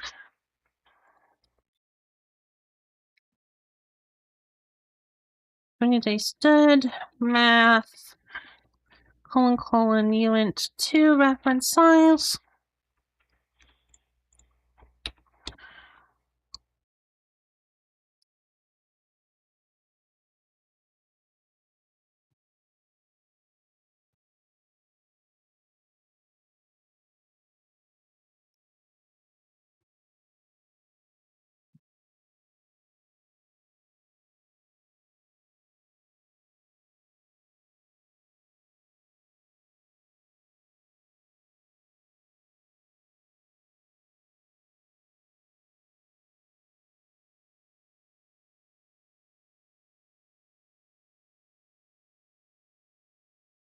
So, do you believe? Do you believe, Ivor? Do you believe in the heart of the cards?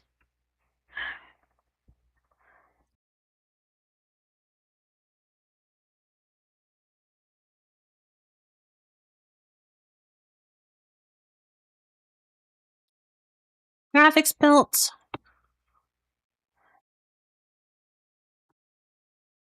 Is Core gonna build? Well, Core is gonna build. We haven't had problems with Core. Is Window gonna build?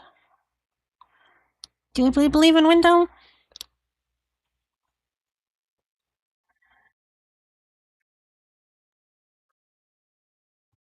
I don't know, Russell. Is Core gonna build? Window build? Is STL gonna build?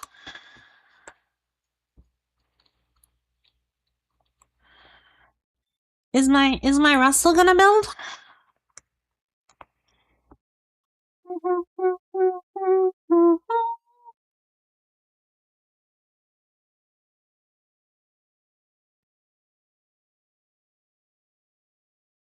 Okay. Does it explode? Doesn't appear to explode. Okay, so let's import stylizer.stl3. Does it explode? Nope. And now instead of creating a window, we're going to go, actually window equals stylizer dot stl3 dot create window. And what does that function look like? Well, I believe it can be stylizer test size.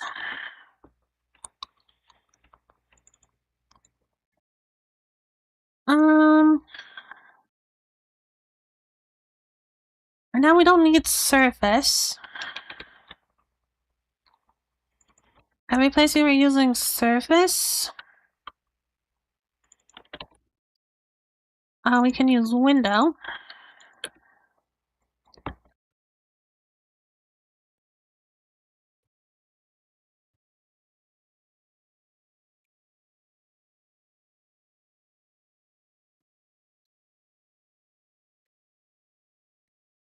We also don't need device, because ideally, every place we were using device, we can now use context.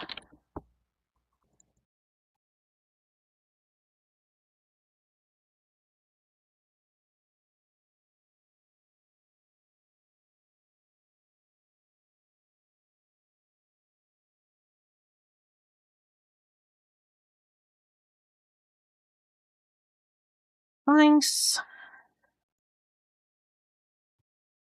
Why are you pushing my buttons, Russell? Can you believe, guys? Is it gonna explode in my face and make me sad?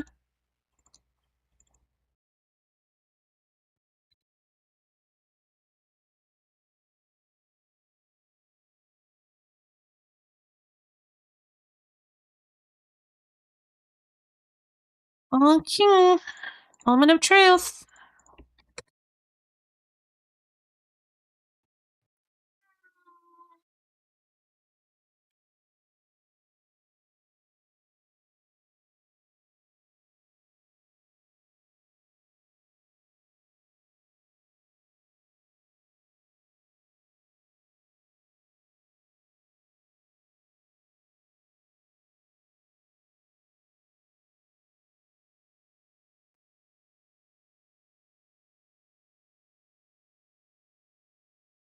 Oh.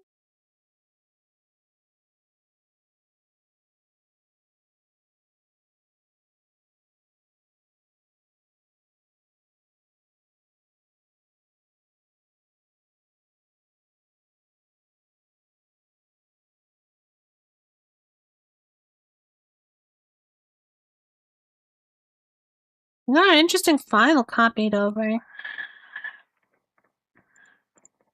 What did I copy? Oh, well, I guess copying the correct file, stl3 and window would probably help. So let's copy over window.py and SDL3.py. And does SDL3 have a create window function? Yep.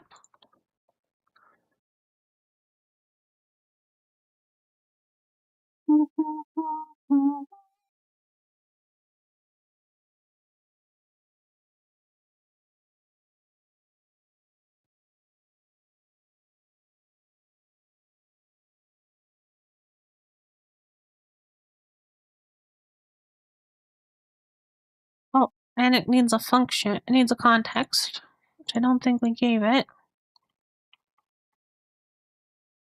So create window context.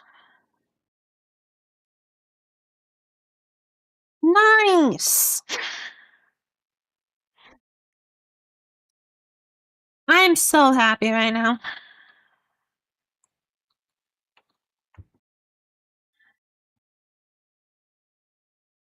Um...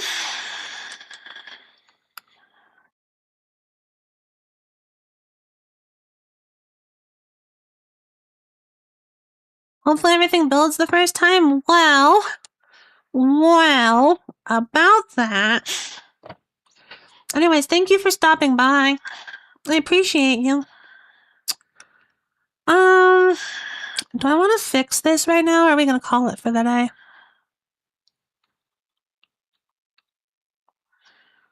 Let's do a tiny bit of fixing. So let's pop open the debugger.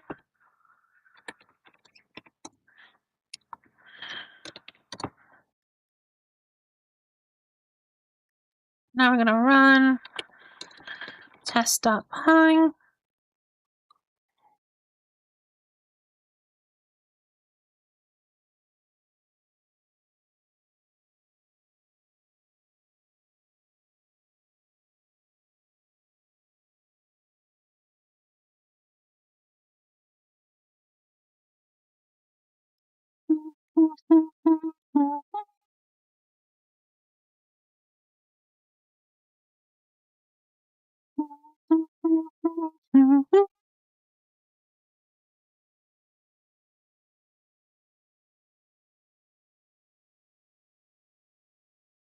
Thread kill.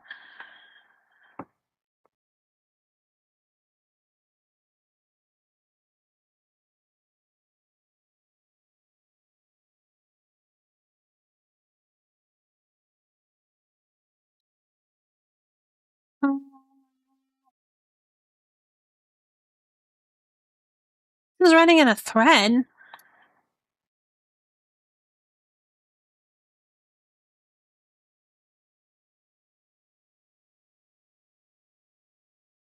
Interesting.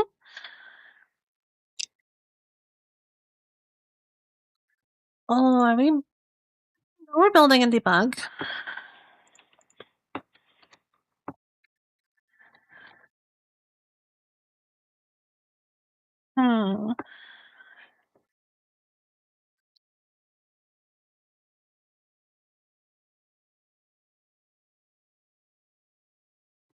Well, let's drop a breakpoint. Graphics API. And graphics.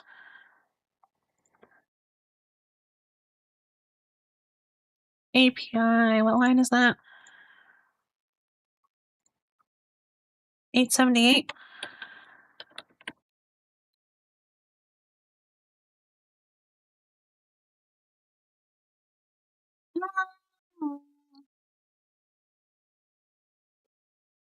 So why is it likely exploding?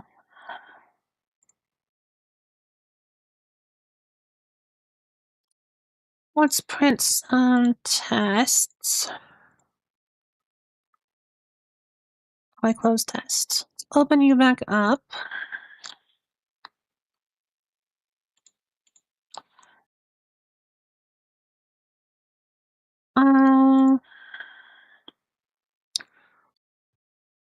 We know that this works.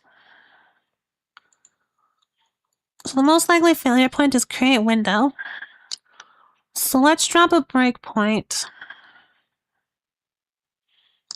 in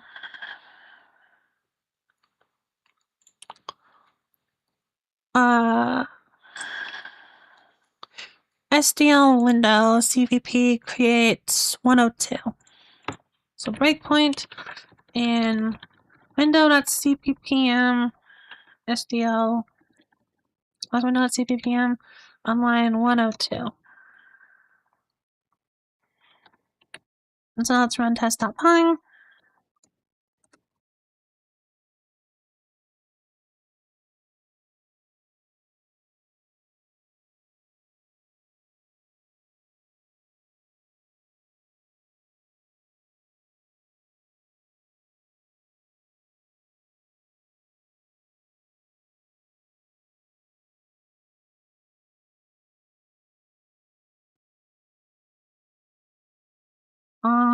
Hello?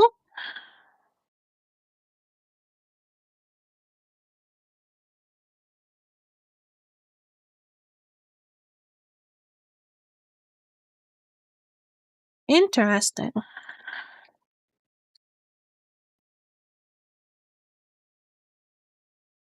So break SDL window.cppm : let's move it down a little bit more, 126.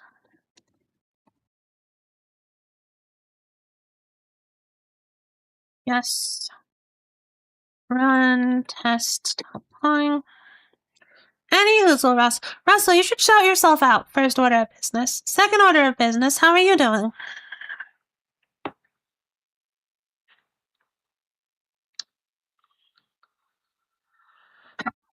Third order of business. Why is a new thread starting here? Because you're pretty cool. Are you about to tell me that you're not pretty cool, Russell?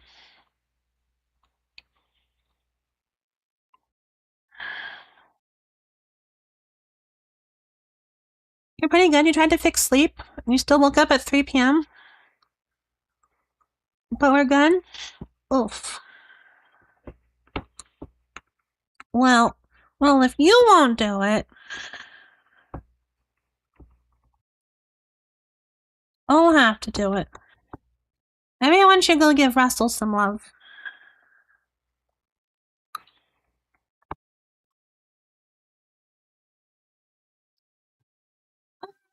You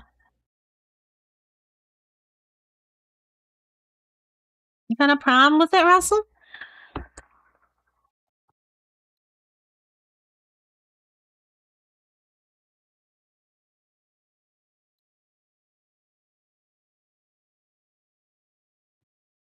Well, but there is a missing feature here.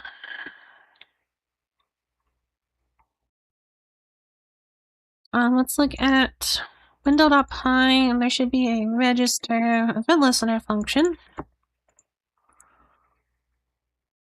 So in test here, after we create the window, we make sure that it exists. Point to window, register event listener, context.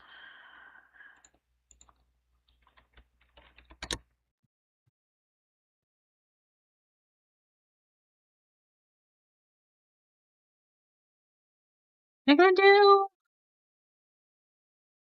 a DVD stream once 5x blood points is hit for the next blood moon event. When is that happening?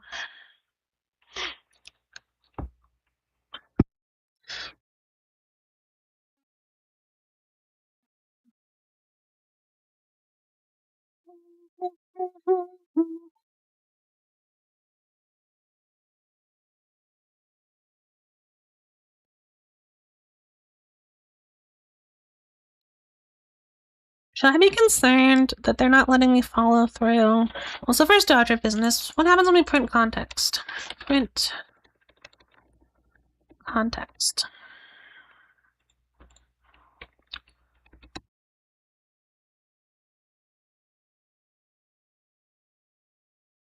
The event is on now, but people gotta hit milestones to increase it? I see. So Russell, when are we gonna hit some milestones?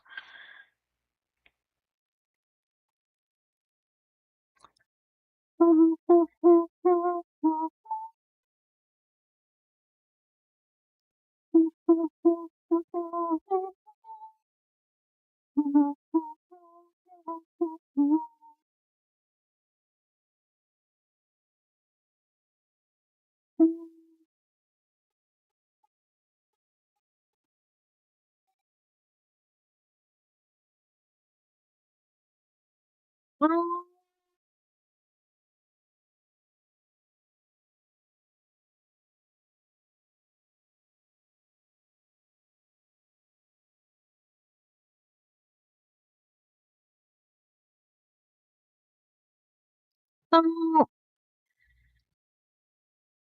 in the create here,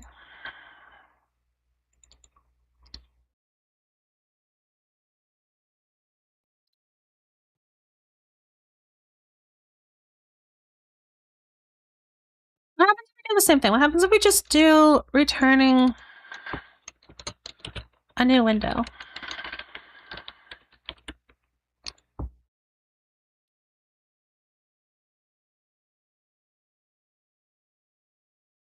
What will this do for us?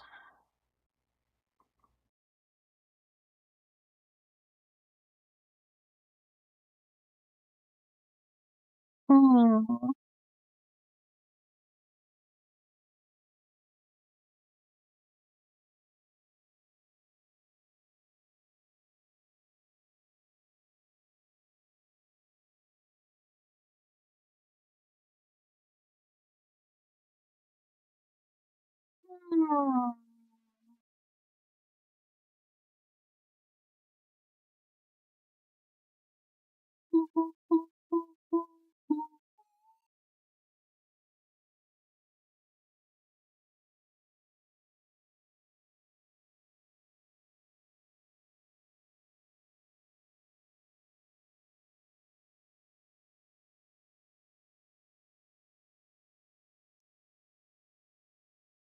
I really love how long linking all these shared libraries takes.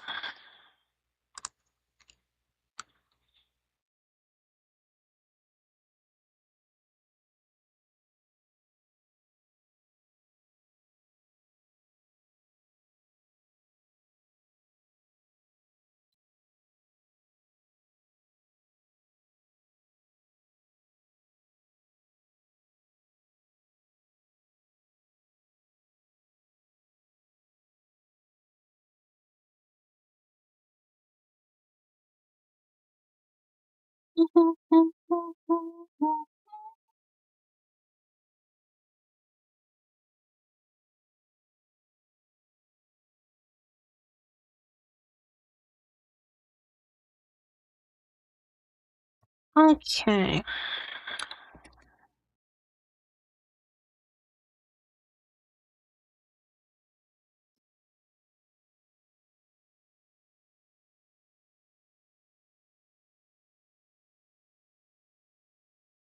So we can't convert the graph on the device to a WebGPU device.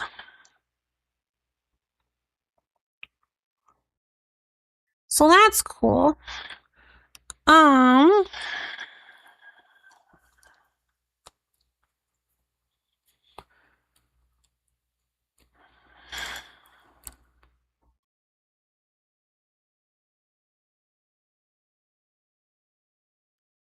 Oh, but these are cross. Okay, so let's go look at the definition of this function. These are cross type things. So if we're just checking based on RTI, it's gonna fail.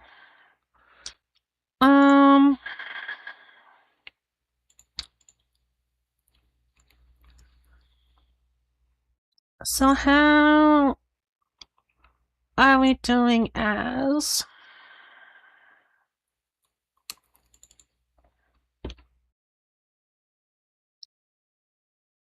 We need to do stylizer, no RTTI, I think. So let's go into test here. Into build. Into CMake cache, RTTI. We don't have a stylizer for it. So let's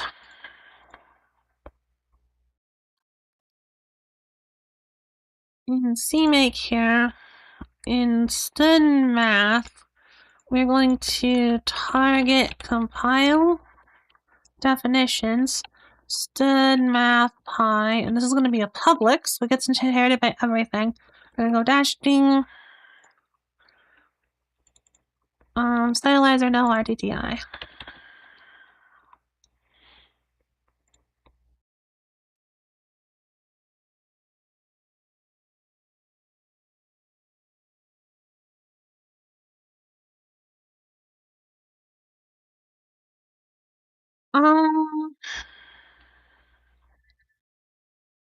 Sure.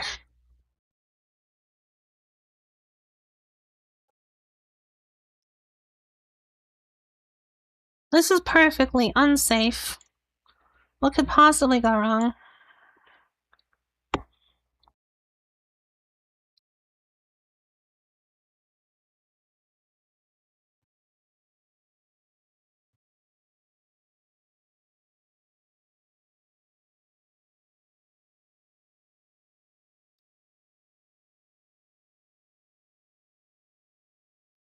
Um, yeah, now that assert won't exist. We're not going to be using RDTI to do typecasting. I'm going to do a raw planar cast, which isn't safe. But it should work. I hope.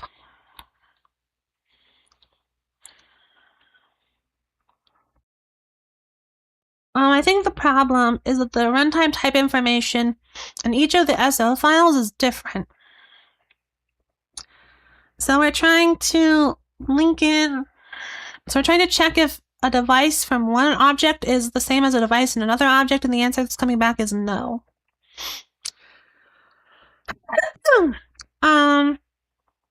So that's cool.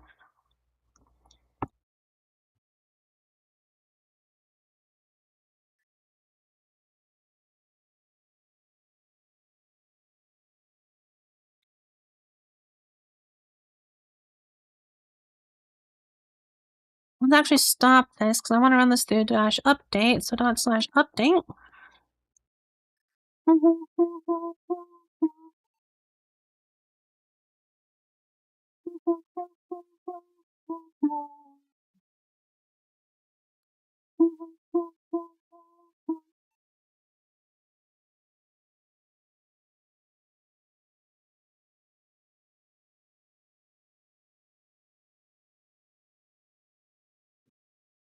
Now.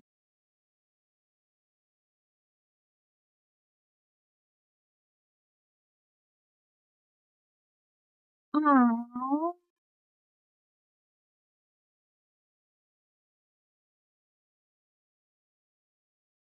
What else could potentially be the cause?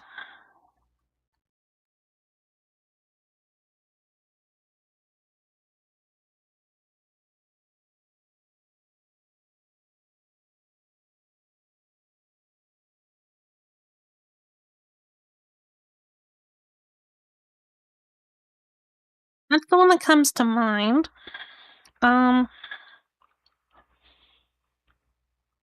Russell, what's the likelihood do you think I'm right? Do we believe that everything will work now?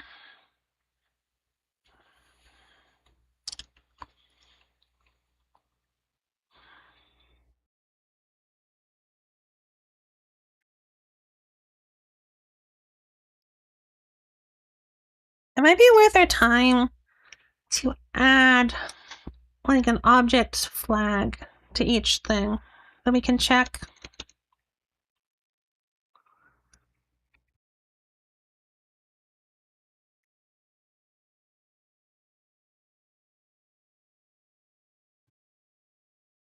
But the assertion still failed.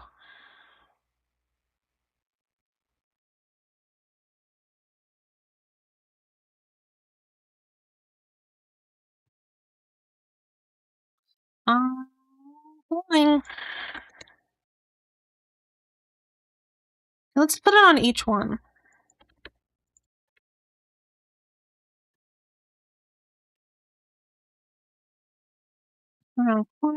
Graphics, SDL, core, window, SDL. Now let's try it re-updating.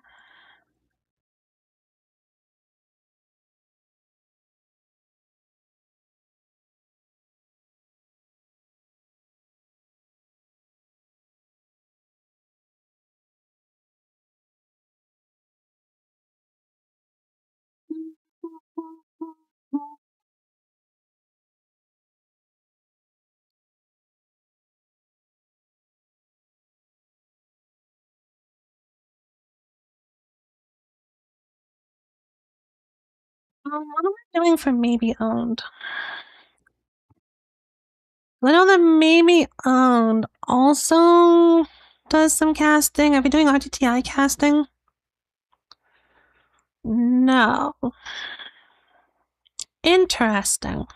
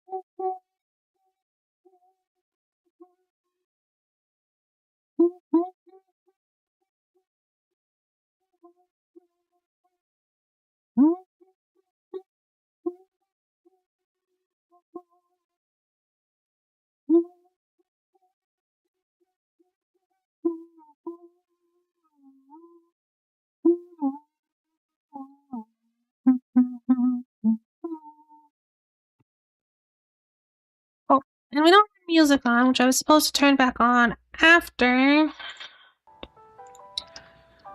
but I forgot. It's still not.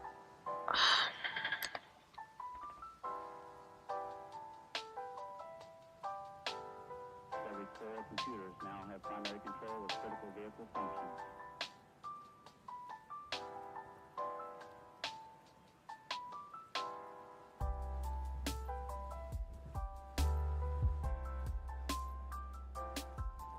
Oh boy, it's time to pull out the big guns now.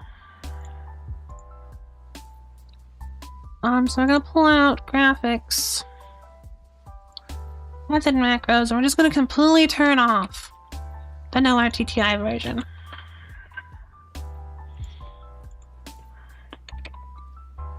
We'll see what that does for my hypothesis.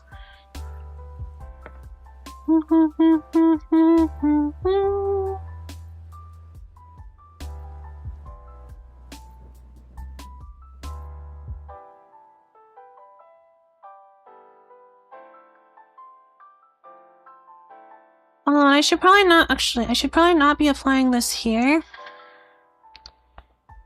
I should probably be applying this to stylizer, graphics.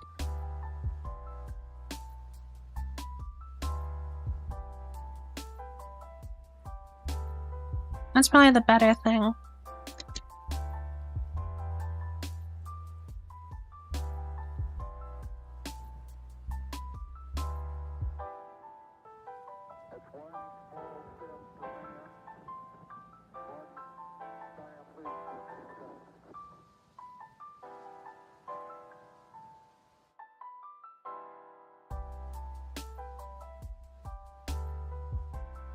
And if we're applying it down to the graphics object itself, that should then propagate through all of these. Maybe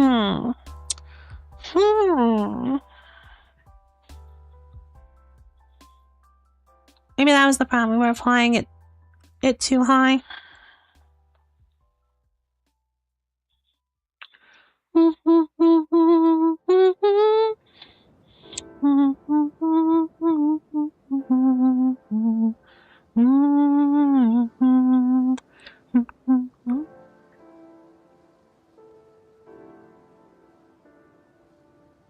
take forever to compile, though. This is like a full recompile.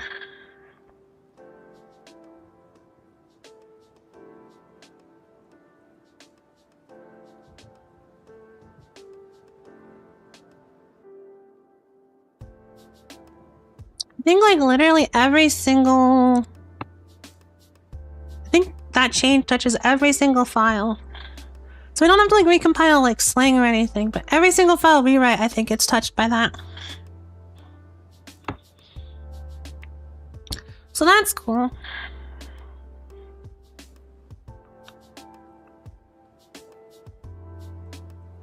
And I don't think there's any way I could have coupled things less closely for that not to be true. This is a dependency of everything type of file that we're messing with.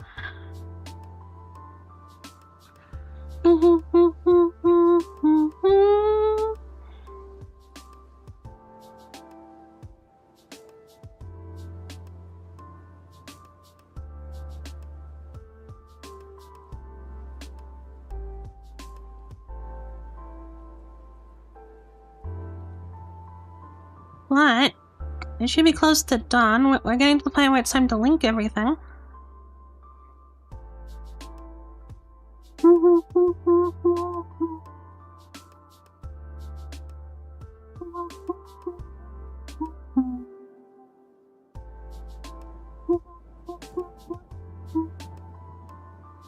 Cool. And now let's test it. And everything just works.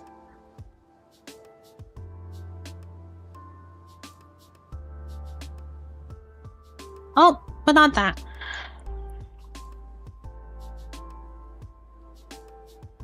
We'll just not destroy SDL window real fast.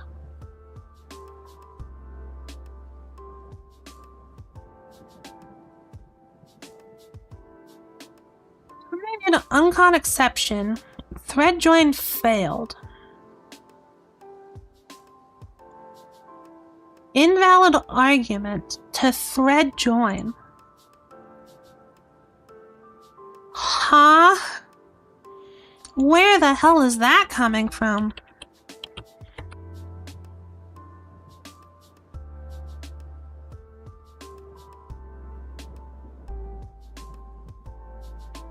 Run test.py.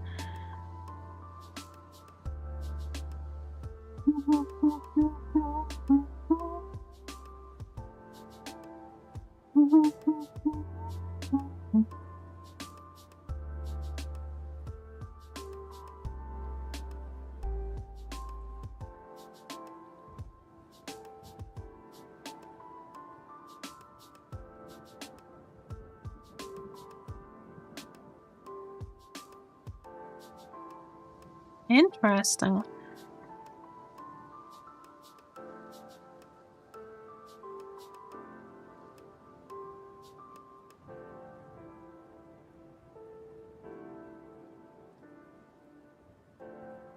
It's an SDL3. Interesting. Well, if it has to crash, crashing when we close that is the time where I don't mind it crashing. Ideally it wouldn't crash, but the crash on close is a low priority fix, not a high priority fix. Okay.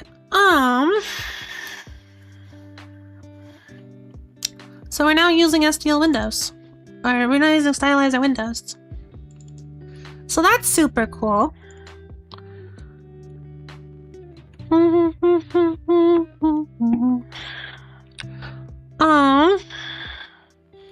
I consider that a success for the day.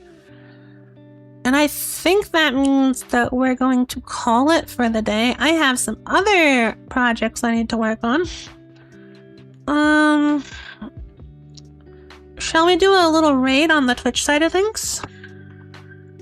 Is there anyone interesting to raid? Russell, should we raid somebody?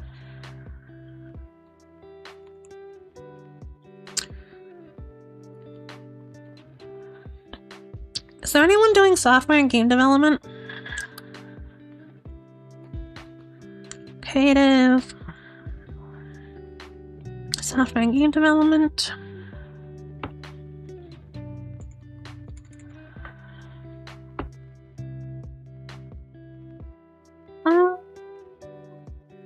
There's quite a few.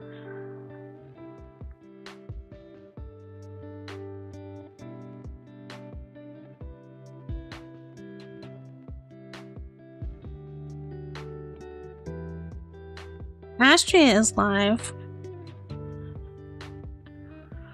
Okay, Toby. We can go raid Rosie. /read Astria Rose. Is stream ending? Stream is in fact ending. Hi Mangled though, how are you doing? Your timing was extremely unfortunate. Especially since I think this is last stream of the week. Next week is not spring break, unfortunately, so I'm not gonna be streaming every day, or nearly every day again next week. I might do something tomorrow. Likelihood is pretty low. I'm definitely not doing anything on Sunday. Or Monday, and I think we're going to be doing either Mirror's Edge or more Cuphead with Leo on Tuesday night. We'll see what happens there. And I'm going to try really, really hard to continue do another stream where I work on this some more on Wednesday morning, I think. And all of these times are Pacific time, by the way, for reference.